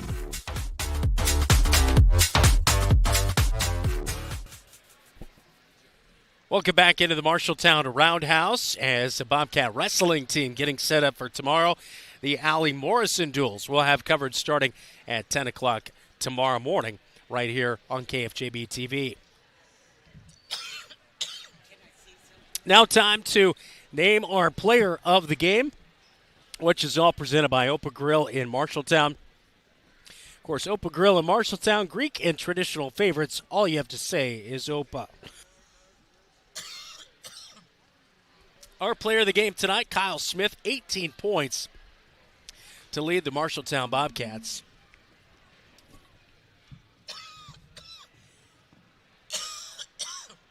Excuse me, dealing with an itchy throat here tonight. So 18 points for Kyle Smith, our player of the game. Again, all brought to you by Opa Grill in Marshalltown. Kyle Smith receives a $25 gift certificate to Opa Grill in Marshalltown. Excuse me. When we come back, Dylan will talk with head coach Mike Apple. This is Bobcat Basketball. You're watching KFJB-TV. What does OPA mean? OPA means joy, enthusiasm, and approval. And when you dine at OPA Grill in Marshalltown, you'll understand why. With their made-to-order pasta, soups, and salads made daily with the freshest ingredients. Favorites include chicken parmesan pan-fried to perfection, fresh and light chicken lemon rice soup, and their signature OPA salad topped with seasoned gyro meat. OPA Grill Family Restaurant in Marshalltown, where you can dine in or drive through. All you have to say is OPA! You planned and saved for your child to go to college, but medical school after graduation was a surprise. A happy, expensive surprise. Wells Fargo Advisors can help. For more than 125 years, we've created wealth management and investment strategies aimed at achieving our clients' personal financial goals. When opportunities surprise you, turn to Wells Fargo Advisors. Together we'll go far. Wells Fargo Advisors is located at 14 East South Ridge Road in Marshalltown. Call them at 641-752-5401. They're a member SIPC. The KFJB-TV Locker Room Report, presented by Wells Fargo Advisors of Marshalltown. Welcome back inside the Marshalltown Roundhouse. As again, the Bobcats fall 60-30, our final score. Let's get a scoreboard update. South Hardin tops Hudson tonight, 80-50. Sadell over Roland Story, 60-45. Dowling tops Urbandale, 64-53. Also, final Applington Parkersburg slides by East Marshall, 75-71 here tonight. Thanks to our very own Jeff Brooks back in the radio studios with those scores here tonight, 60-30. We're still waiting on head coach Mike Apple. We'll take a quick timeout. This is Bobcat Basketball. You're watching KFJB-TV. Sportsmanship starts with us. As a student athlete, I need to model good behavior and represent my school appropriately. That means respecting my teammates, coaches, opponents, the officials, and fans. If I do that, so will others, and being a good sport becomes a way of life. To all of Iowa's student athletes getting ready to compete, remember, sportsmanship starts with us.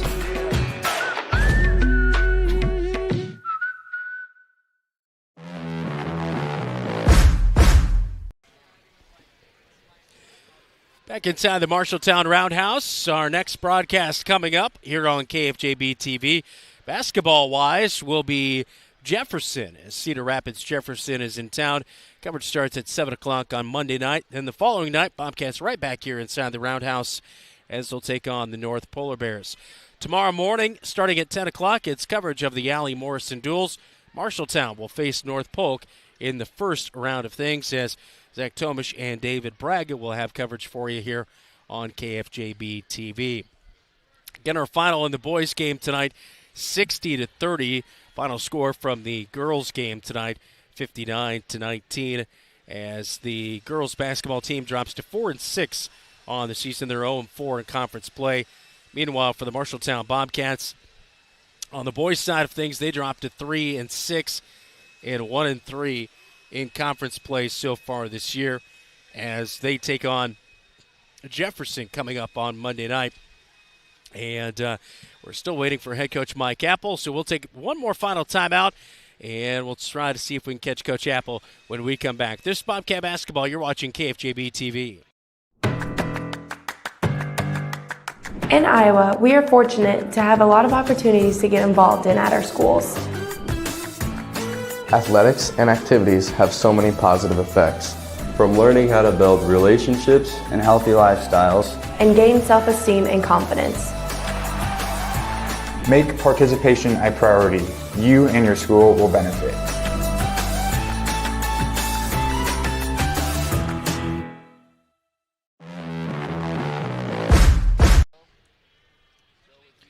Back inside the Marshalltown Roundhouse, as still waiting for head coach Mike Apple. Our post-game chats with Coach Apple, all presented by Laurel Diesel Services, your locally owned, qualified Diesel Mechanics.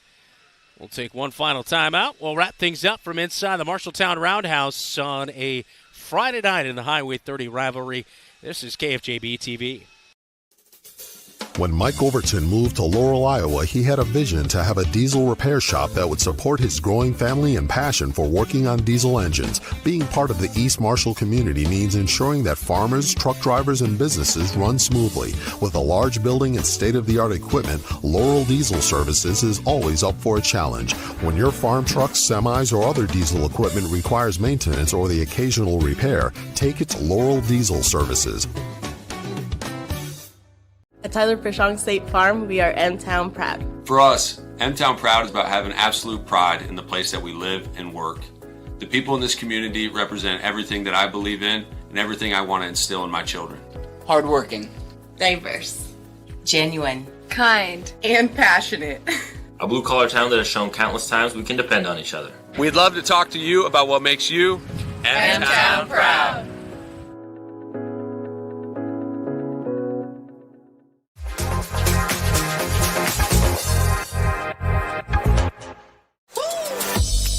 The KFJB-TV Locker Room Report, presented by Wells Fargo Advisors of Marshalltown. Well, all Ames Little Cyclones tonight in the Conference of Champions as the girls and boys lose in the doubleheader tonight. As we look forward to Monday night as the Bobcats will look to turn things around and take down the Jefferson Jayhawks. That'll do it from inside the Marshalltown Roundhouse here tonight as you take a look at our very own Dylan Doze. Thanks so much to our coverage and support of, I know a few of you. We got a few messages. Appreciated our Bill Walton night coverage here on KFJB-TV. Thanks so much to our crew. Our radio producer tonight, Jeff Brooks. On camera, Joe Cornwell, Keith Stewart. Zach Tomish, our on-site producer. For Dylan Doze, I'm Brandon Lewis. You have been watching Marshalltown Bobcat basketball right here on KFJB-TV.